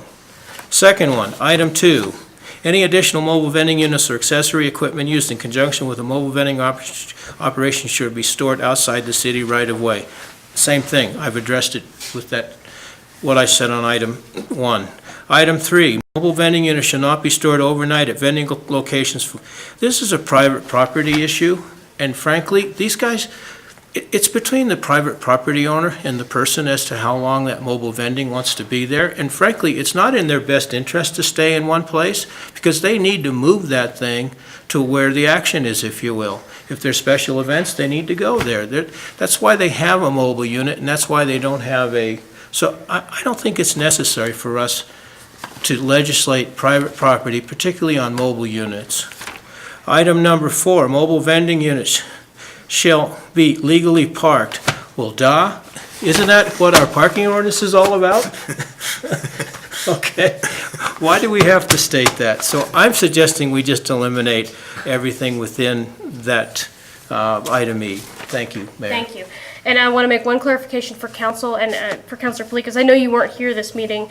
Council did do an amendment to Where? item E3 to move it from 3 days to 7 days. I'm So aware of that's something that. that we already did. Okay, I just wanted to make sure that you knew that. Yeah. All right, further discussion on the amendment. Councilor Schuster. The only thing I wanted to make is he said Indian paintbrush. Now, there's 10 different businesses called Indian paintbrush. It's Indian paintbrush landscaping. Thank you. Because I don't want some other company to go, what the hell are you doing, you know? Parking your vehicle? No. Let's make sure we identify what we're talking about. That's it. Thank you. Councilor Hanson. Bookkeeping, propane requirements would then become section E. That should be changed. Okay. I apologize, yes. I'm not suggesting we eliminate section F. F. No. Vice Mayor or, sorry, Councilor Gabriel? Ladies first. Vice Mayor. Thanks. So I'm just curious for staff or to see the ramifications of this potential change throughout the rest of the ordinance. Are there any, do we need to postpone and have further discussions and studies if we go down this route? Mayor and council, off the top of our head, staff doesn't believe that there would be any drastic changes. It would be a lot of simply just changing all of the letters that come after E and making sure that all references are cross-referenced properly. And in doing so, there may be things that come up where it references a section that's no longer there. But as far as glaring ramifications, we don't see any off the top of our heads. Okay, thank you. Thank you. Councilor Gabriel. Thank you, Mayor. Dave and I had a brief conversation after second reading. I believe it was a 5-4 vote in favor to continue on and not scrap the whole thing. And so Dave talked about bringing up some logical amendments to the resolution and the ordinance. And so I said, well, let's take a look at what we have coming up here tonight. And so far, it makes perfect sense to me. And so that's why I think we're on the right track anyway. And David, I appreciate what you've done so far. Other discussion for anybody's first time? Dave? Oh, sorry. Councilor Henry. So I just wanted to point out that it does say when not in use, so I agree with Councilor Palikas' changes. I will vote yes for this change. Any other comments or discussion? Councilor Hanson. Can we suggest further changes? We need to deal with this amendment first. After his amendment. After his amendment, Let's yeah. deal with this one first. Well, I will make one comment. One of the things that concerns me about this change is, I guess there's a couple of things. So, there was some issues with parking. So E1, there's issues with parking, and they want to make sure that that it's parked in front. I understand where Councilor Palikas is saying that's not too serious of an issue to me. Number two, there has been a theme throughout this to make sure that the mobile vendors are not using or storing equipment in the city's right-of-way. Eliminating E2 will allow them to store equipment overnight in the city's right-of-way. We haven't gone down the path of charging mobile vendors for right-of-way usage, and to me, if we're going to eliminate this, then we need to go down that path. Number three, mobile vending units shall not be stored overnight at a vending location for more than 7 consecutive days. This was a robust discussion that council had. It was originally written at 3 days. The original, if you look at other cities, it's 0 days that they can store overnight. In fact, it's like 12 hours they have to get off the property. But the idea is that piece keeps these mobile vendors mobile. So if we take this out, when does a mobile vendor turn from a mobile vendor to a permanent vendor? Because you could have a mobile vendor set up, if there's no requirement that says they have to move after 7 days, they could be there for 6 months. And then, to me, they're competing, it's like a brick and mortar that doesn't have the brick and mortar requirements. So this was put in there to keep them mobile, and I think that we should keep that in there. Mobile vending units shall be legally parked. I have no strong feelings about that. But I think that there are some potential impacts that council needs to think about before we change this. And I'm not in favor of eliminating this section. We've already had this discussion. I thought council came to a good compromise, and I think we should leave it alone. Any other comments on this? All right, is there any public comment on this amendment?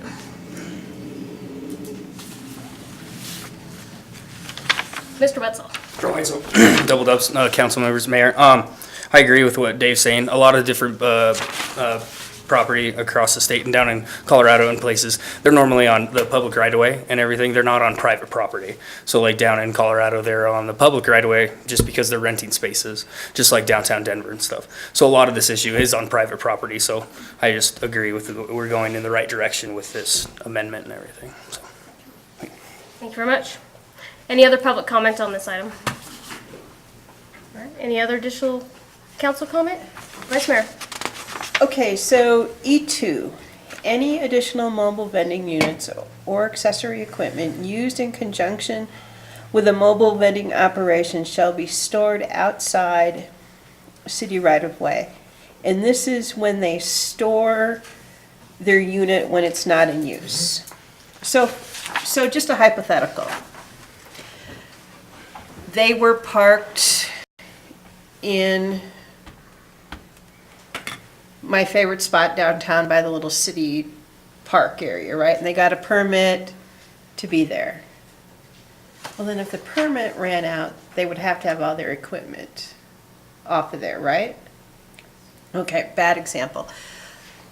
What if, I'm just trying to think of possible crazy things that could happen. So what if they're in our right-of-way and they leave their CO2 tank or their, something.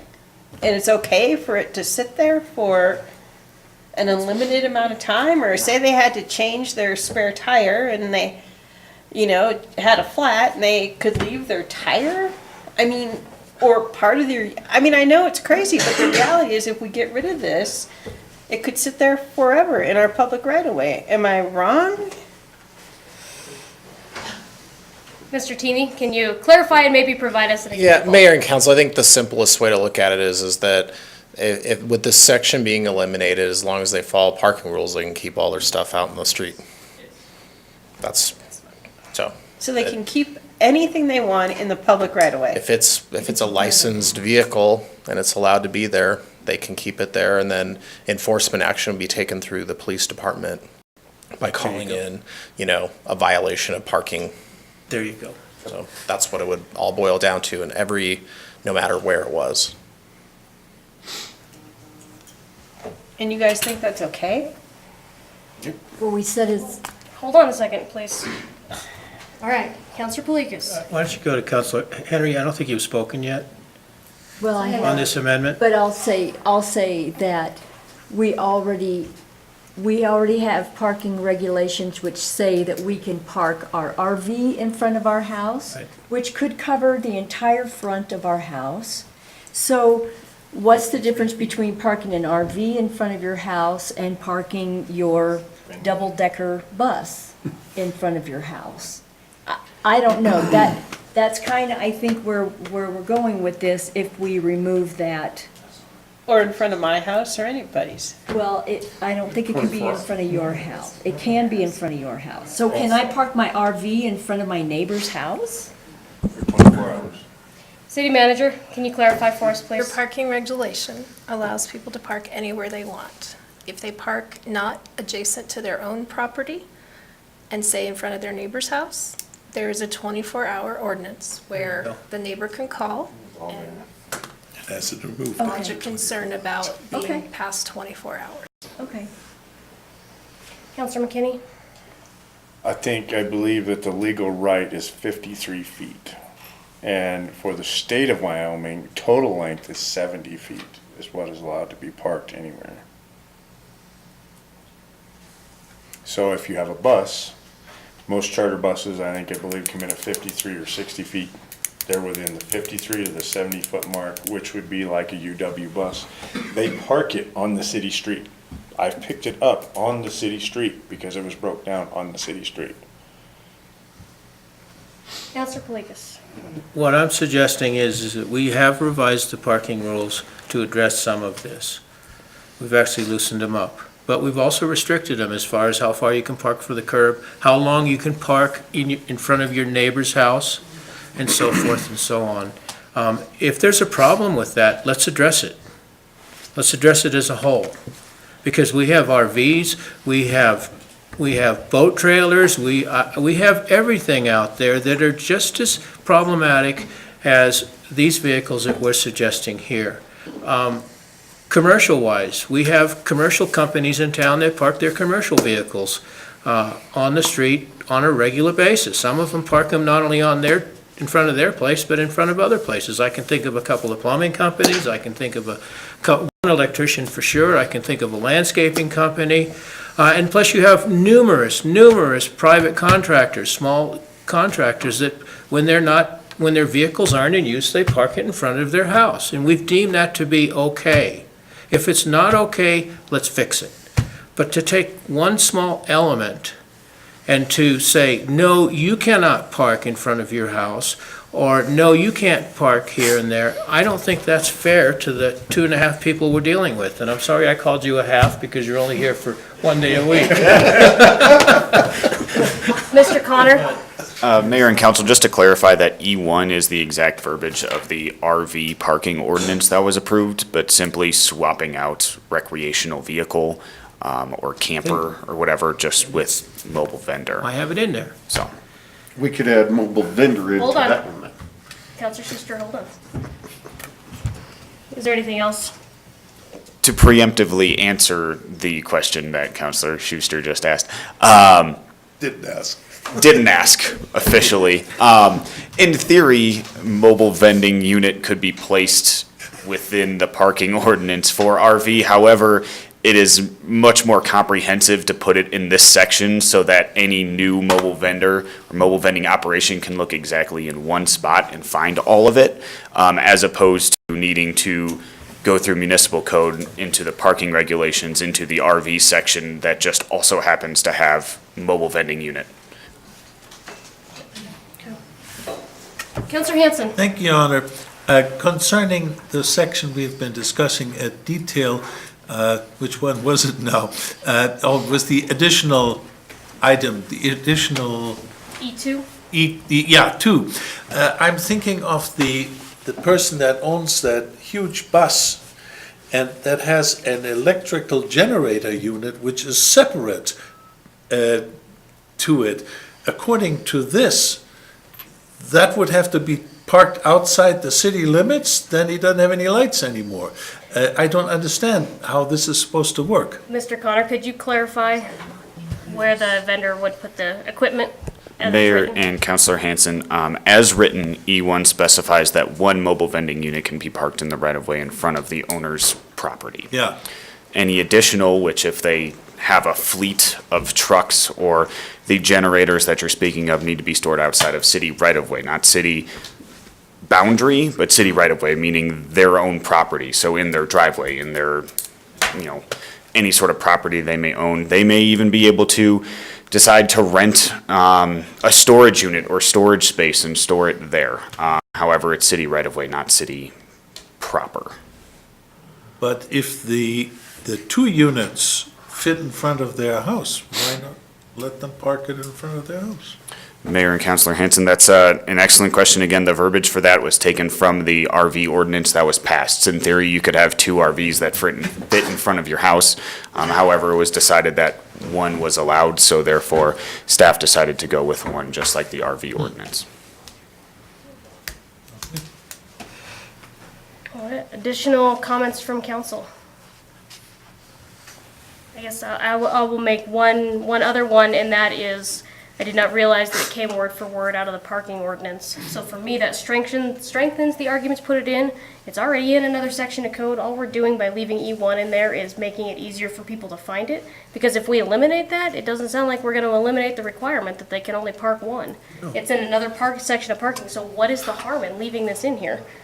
So that they can find it in one spot. Mayor and council, the RV section specifically says RV and campers, so it's not in there. Oh, it's not. It could be rewritten to include it, which is what I mentioned before. However, if E1 was removed, then there would be no requirement other than the general parking requirements issued and enforced by the police department. Thank you for that clarification. I misunderstood you. The other thing I was going to say is this is not dealing with the plumber who takes their vehicle home, or this is not, if you have a brick and mortar store, you store your vehicles and your equipment at that property. What we're talking about is residential areas don't want to become storage areas for businesses. There's a reason that we require home business conditional use permits, because those are residential zoned. So they have a right to not have generators and all kinds of stuff parked on the street. I don't have a problem with one mobile vending unit being parked in front of somebody's house. I have a problem with all the accessory equipment being parked out on the house in front of the house for however, because to me, you're blending two different districts. Business stuff needs to stay out of the residential area unless it's a conditional use permit. These things make very good sense to me, and I think that we're protecting the neighborhood, and we're not imposing anything onerous. They can park it in their driveway, they can park it in their driveway. So I hope council will think about that. Any other comments? All right, city clerk, can you do roll call on the amendment, please? Fleekus. Yes. McKinney. Yes. Shumway. Yes. Schuster. Yes. Gabriel. Yes. Hanson. Yes. Henry. No. Pierce. No. Somerville. No. That is 6 yeses and 3 noes, Your Honor. All right, that amendment carries, so it's now part of the main motion. Further discussion. Councilor Palikas, and then I need to go to Councilor Hanson. He had one too. I have one last, this is my last amendment. Okay. And it's a very quick one, and all it is a clarity amendment. It has to do on page 5, very top of the page, number P. And we discussed this a little bit about school districts containing school districts within 200 feet. Let me just put the amendment on the floor and then I'll explain it. What I'd like to do is add to that sentence with the following: without school district approval. Or excuse me, with school district approval. So what it should read is, mobile vending shall not be allowed within 200 feet of the property boundary of any school containing any grades, kindergarten through grade 12, without school district approval. Is there a second for that Second. amendment? Okay. Second by Councilor The Schuster. only reason I'm suggesting we put that in there is because I get confused when they start talking about school districts and private property, and what was explained to me, I understand the school districts legally are private property, but I certainly don't think of school districts as private property, and I'd like it to be specified that if the school district thinks there's an event they have within their boundaries, not on the street, but within their boundaries, that they'd like to have a mobile vendor attend, then I think they should have the right to do it. That's all it is. So before we get into the discussion, I'd like to have staff come up and clarify again and Sure. address any concerns that wording might. So where is he? See, page, top of page 6 So I believe he or is page 5? 5.82.080, item P. So There it's you go. actually the bottom of page 4. Oh, I'm sorry. It depends which one you have. I have Yeah. a page 5 on mine, I apologize. So he's on, Without school district approval. Yeah, but this he's one right here? Right here. Okay. It is to me. Mr. Connor, Mayor and council, to clarify, it may be different on mine, but I have it on the bottom of page 4. Yeah. Okay. Got it. Thank you. Okay, thank you. Briefly discussing staff, could potentially create just a little bit of redundancy, which is fine. However, we did want to clarify whether the amendment was specifically towards mobile vendors being able to park on Albany County School District 1's property, but still not allowed to be, just say, across the street, on the street, and in the city right-of-way. Or if it would, this would potentially allow for mobile vending to just be within that 200 feet All on right, someone else's fine. property or on city street, or we just want to make sure that that is outlined as you want it to be. Councilor Palikas? What I'd like to do is add within their property boundaries. So that it's clear that it has to do with, School district and School nothing di- else. the only reason I'm putting it in is in my mind, I don't consider schools as private property. I consider them a public entity or a public property, and I realize they are private property, but it's a gray area, if you will. Councilor Schuster? Okay, I just wanted to say that I support this with leaving in the 200 feet otherwise, so that, yes, it is just specifically if they have a football game, a state championship, something like that, and they say, oh man, our concessions isn't even gonna keep up with this, so could you do this? Then fine, they're invited in, but they're invited in and not just setting up on their own, so. I see this as something like that, and otherwise, I'm just fine with no, you can't be within 200 feet, that's fine, those rules. So I'd like to ask a question for clarification, because I'm a little confused by the wordings without the approval of the school district. So is this referring that they still need to go through the special event process and the permit process that we have, or are we just talking about he calls the school district and somebody on the phone says it's okay, so they're cleared? I think that we need to have a more official approval process. So, Councilor Palikas, can you clarify that for me, maybe? I view them as as it being their property, and if they're having an event and they would like a mobile vending to be on their grounds for that event, there shouldn't be special permits or anything. They should just have a right to do that, period. Mr. Connor, you have a quizzical look on your face. Mayor and council, I had the same thought process of amending P may not be the easiest way to get this wording across. It may be more beneficial to, instead of lumping it in with exception C, where it's, the mobile vending shall not be allowed within 200 feet, yada, yada, yada, shall be waived while mobile vending is under private contract for private event not serving the public, but instead taking P out of there and creating its own exception for when, vending for, an event while on school district property or something to that. I believe that's what you're trying to get across. I just believe it'll be better off in exceptions. I'm more than happy to allow staff to adjust it in a way that allows it to happen. In other words, it doesn't have to be, as I've stated, they could create a subtitle and address the subject. And I don't think we'd have to come back I don't think we'd have to postpone based on that, is my opinion. Mayor and council, it is in essence in there. It would just be creating a new specific I want to go to item. the city attorney and Mr. Feeney, because I'm uncomfortable with passing something that doesn't have exact direction. City attorney? I'm lost. You're Join and I don't the mean group. that, are we just saying that it can be within 200 feet of a school with written permission of the school? Or is this going to be what?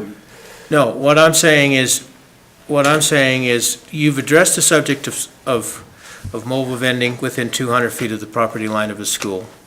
It was explained to me that the reason for that is they don't want kids in a dangerous situation. What I'm suggesting is that on their property, that they be allowed, it specifies that they be allowed for their events to have a mobile vendor come in at the request of the school.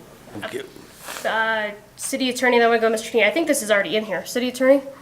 Well, I'll defer. Mr. Tini, Mr. can Tini. you clarify if that's already available? to the Mayor, private Mayor and property? council, under the special event permit, they can just request it, the school district can, and they can ask them to be there on Can I ask- property. Can I ask a question? So that means they have to go down to the city, pull a special permit? For the school would, for vending, for like a state swim meet, for instance, they could allow multiple Okay, I guess vendors. that's my point. I think it's unnecessary that they have to do that. Could we please clarify whether they have to do that? So anyway? mayor and council, if that's what you're trying to achieve, then I recommend that under P, we add a 1, and that one state with the explicit consent of Albany County School District, or just say school district, and they might change their name someday, of the school district, that mobile vending is allowed on property. On school property. Say so moved. So moved. But then, Hold on. Thank you. So the motion maker would like to change that wording for his amendment, and the second was Counselor Schuster. Are you okay with that? All right, so it would be a P1 with the explicit permission of the school district mobile vending is allowed on property? Said property. On said property? On school district On property. school district property, okay, thank you. I missed the last couple of words. Okay, so, city attorney. They have to have authorization to use the property from the owner. Okay. I didn't realize it'd So- be that complicated. So I'm thinking maybe we need a 5-minute figure this out break before we go muddling down a bad place. I honestly have this question.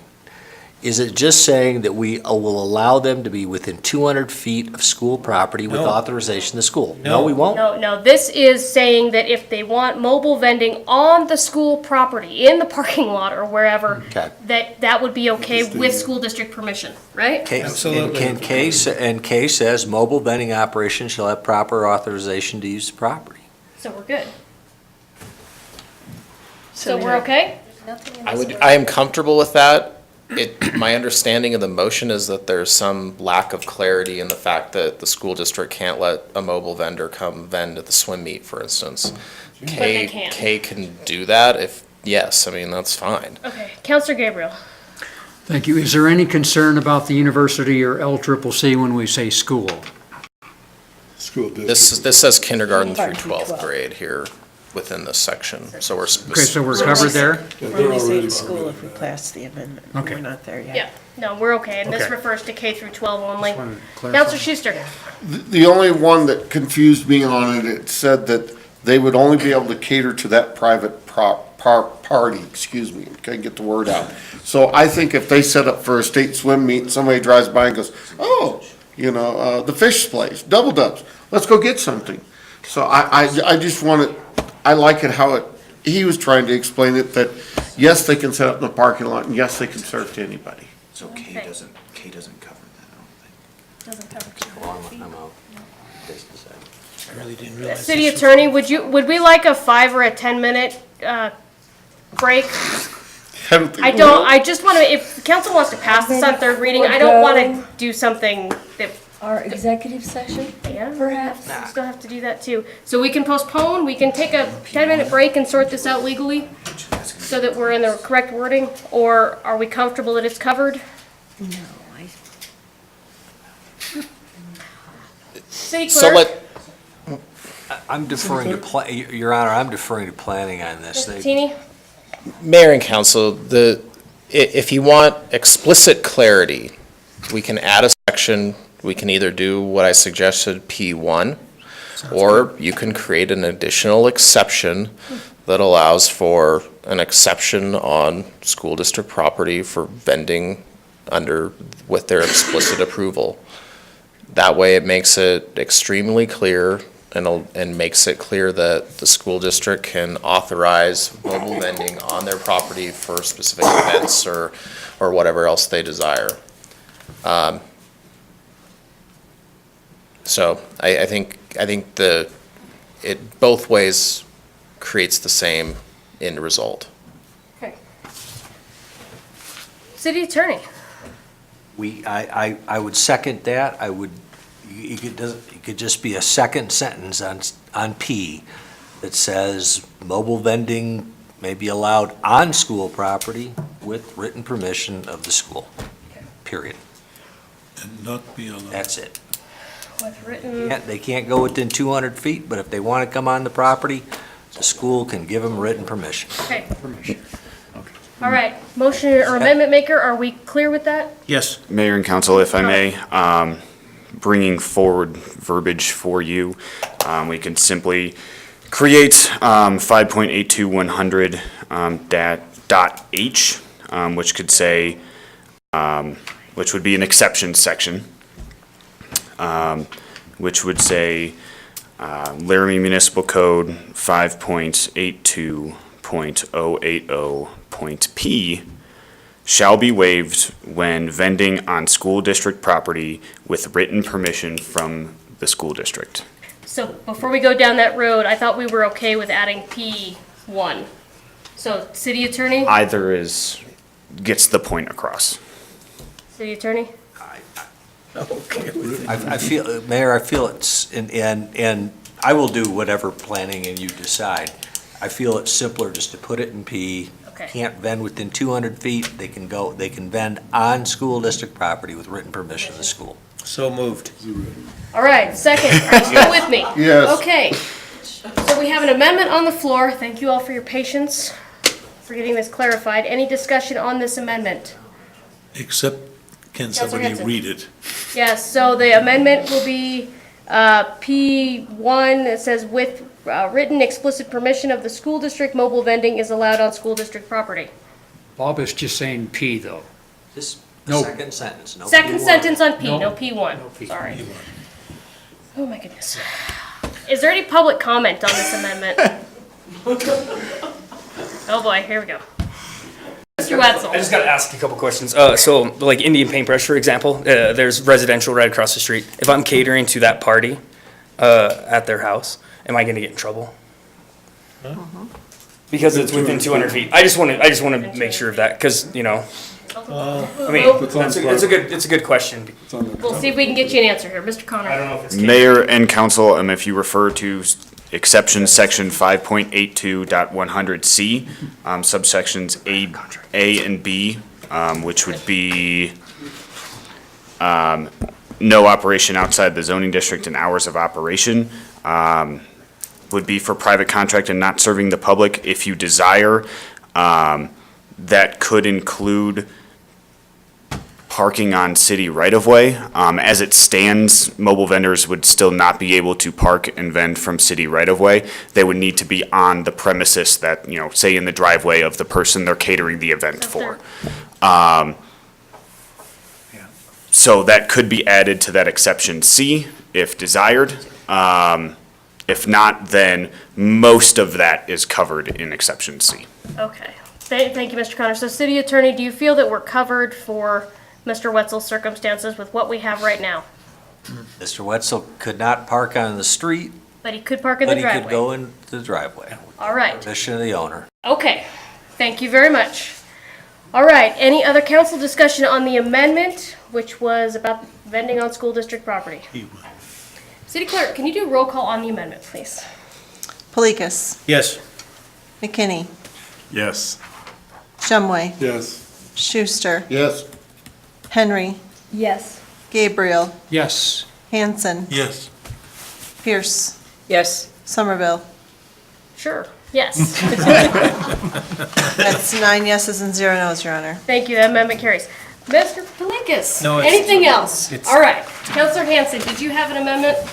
Yes, and on page 3, section J, No smoking shall be permitted within a mobile vending unit during operation. I would assume, since a mobile vending unit in operation is a public place, it is already covered by our smoking ordinance, and because we do not allow smoking in public venues, restaurants and the like. And so I think the section is kind of redundant. It is not needed from that perspective. Would you like clarification from the city attorney before we put a motion on the floor? On the redundancy? City attorney, do you feel that section is redundant with the smoking ordinance? I don't, no, I don't. I think what we're talking about is, we want to make it very clear that in a mobile vending unit with propane tanks and lines running around, that there'll be no smoking. I honestly, and I apologize, I've not studied the smoking ordinance for this, but I think it's easier for us with enforcement to make it absolutely clear that inside a mobile vending unit, there's no smoking. Or vaping. Right. Councillor Hanson, are you satisfied with that? Yes, maybe we should then explicitly state it for safety reasons, so it doesn't conflict with the smoking ordinance, okay? But I've just observed that we have a smoking ordinance and it regulates these things in public places.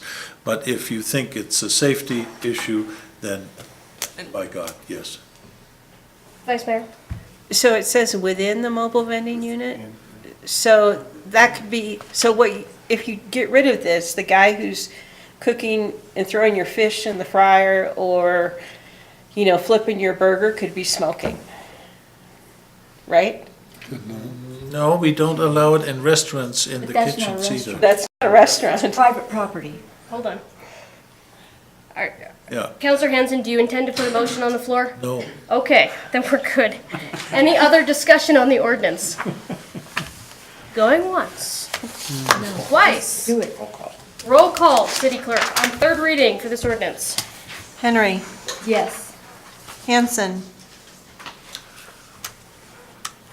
Yes. Gabriel, Yes. Yes. McKinney, Yes. Polikis, Yes. Shumway. Yes. Schuster. Yes. Pierce. Yes. Somerville. Yes, That's 9 yeses and 0 noes, Your Honor. the motion carries. That Still is repeat what is it? completed. I would like to Many notes. extend a thanks to the mobile vendors that have been with us for many Tuesday nights now and spent lots of time on this, and we truly appreciate your help, your input, your assistance. Thank you guys very, very, very, very much. All right, moving on to the next item. Lost my agenda in this shuffle of Public comments. public comments. All right, so we'll move on to public comments. Is there anybody that wishes to make a public comment this evening? Please, come forward. You, blue coat, come on up. If you can introduce yourself for the record, and then when you're done, if you can sign the sheet behind the city I clerk. already signed the sheet. Perfect. My name is Ben Howe. I'm honorable mayor and members of the city council. I've been a citizen of Laramie for about 20 years now, coming up in a couple of months. And I'd like to speak to you about the 15th and Willett, Ivinson and Willett closure that's been percolating up for the past few years. And I see that it's rearing its ugly head again, and I wanted to come and state my opinion. I'm not the type of person that likes to get involved in things, and I like to kind of stay in the background, but this is one of those things that I just can't sit by and watch happen. I think the University of Wyoming oftentimes comes along and just says that they want something to happen, and the city council, for, you know, I don't get to see everything that happens, but it seems like they just get what they want, and I would like to see the city council put up a fight about this, because closing 15th Street through that section of the town is going to cut Laramie in half. We've already seen it with the construction that they've had with the water and sewer on 15th and Grand, and it's been a really major pain, and I think that this is kind of an opportunity for us, that the citizenry can see that it's a pain in the rear, and for them to suggest that we should go forward with this, I think is laughable. And I think my background is in engineering. I graduated from the University of Wyoming in 2001 with a bachelor's in mechanical engineering, and I think that for them to suggest that the most ultimate solution of sealing off the city street for the citizenry that's kind of like the nuclear option. I think that the university should be a little bit more proactive in looking for other solutions that wouldn't impact the community. I also used to be a resident of the residence halls when I started college, and I walked across that intersection hundreds and hundreds of times, and never once did I have an encounter with a vehicle. Of course, I didn't have a cell phone in front of my face, and my parents taught me to look both ways before I crossed the street. But this subject has come up in the past. I'm familiar with a former city council member. 4 or 5 years ago, this came up. And the proposal at that time was to close 15th between Ivinson and Willett, but still allow commuter bus traffic for the university. And obviously, if we're all familiar with the area, there's also parking. And so the university, to suggest that they would close that off entirely to traffic is laughable because they'd cut off access to their biggest parking lot. And so there's still going to be traffic there. There's still going to be an issue with pedestrians and traffic encountering each other, except the citizenry won't be able to just pass through as they do now. And so I just wanted to state publicly that I'm completely against this, and I want to see each one of you fight vigorously against this. And I think that the University of Wyoming to suggest that they're merely entertaining the legislature and that they're not really looking forward to doing anything about this is it's really a lie, because they've been planning this for quite a while. And the University of Wyoming, the civil engineering department has probably studied those two intersections of 15th and Grand and 15th and Ivinson probably twice a year for the last 50 years. I think they should probably weigh in a little bit and provide some solutions that don't involve closing it down for through traffic. That's all I have to say. Thank you. Thank you so much. Appreciate it. Did he sign? Yes, he already signed the sheet. Ahead of time. Thank you. Is there any other public comment this evening? All right. Seeing none, we'll move on to item number 17, which is consideration of future work session topics. Suggestions from anybody? I have, and I'm not sure, I might be jumping the gun on the city manager here, but I'm wondering about adding a work session regarding housing and housing plan review and Turner Track discussions. I know city manager and I have discussed it. Do you feel it's appropriate to add it to the work session list? Oh, I'm sorry. Sorry, you're fine. I was asking about adding a housing discussion / Turner Track plan discussion to the work session list. I guess it certainly doesn't hurt. I had described to the mayor this morning my intention to bring in, or invite at least, Wyoming Community Development Authority and Cheyenne Housing to talk to the council about affordable housing needs, tax credit programs through HUD and home, et cetera. But that will not occur, I suspect, for at least a couple months. In connection with this, I think we just received an email that they did file for support for the low-income credit. housing section, thing. You did. That was an update from Cornerstone, the group with which you That's have right. an option active, and And they were and noticing. they filed for their federal money or whatever money there was. Well, to council, I just wanted to bring it up to if we need to add it to the work session list, or I'm happy to defer to the city manager if we don't need to have it on there yet. Here, Mayor, I would have probably put it under staff Staff anyway. request? Okay, that's Yeah. fine. That's fine. Any other work session requests? All right. So 18, Councilor Hanson, please. Thank you, Your Honor. I move that council adjourn to executive session regarding personnel, Wyoming statutes paragraph 16-4-405, A, X, and land negotiations, Wyoming statute 16-4-405, A, Roman numeral 7. Do we have a second? Second? Second by Councilor Gabriel. All those in favor signify by saying aye. Aye. Any opposed? All right, we are adjourned to executive session regarding land negotiations and personnel.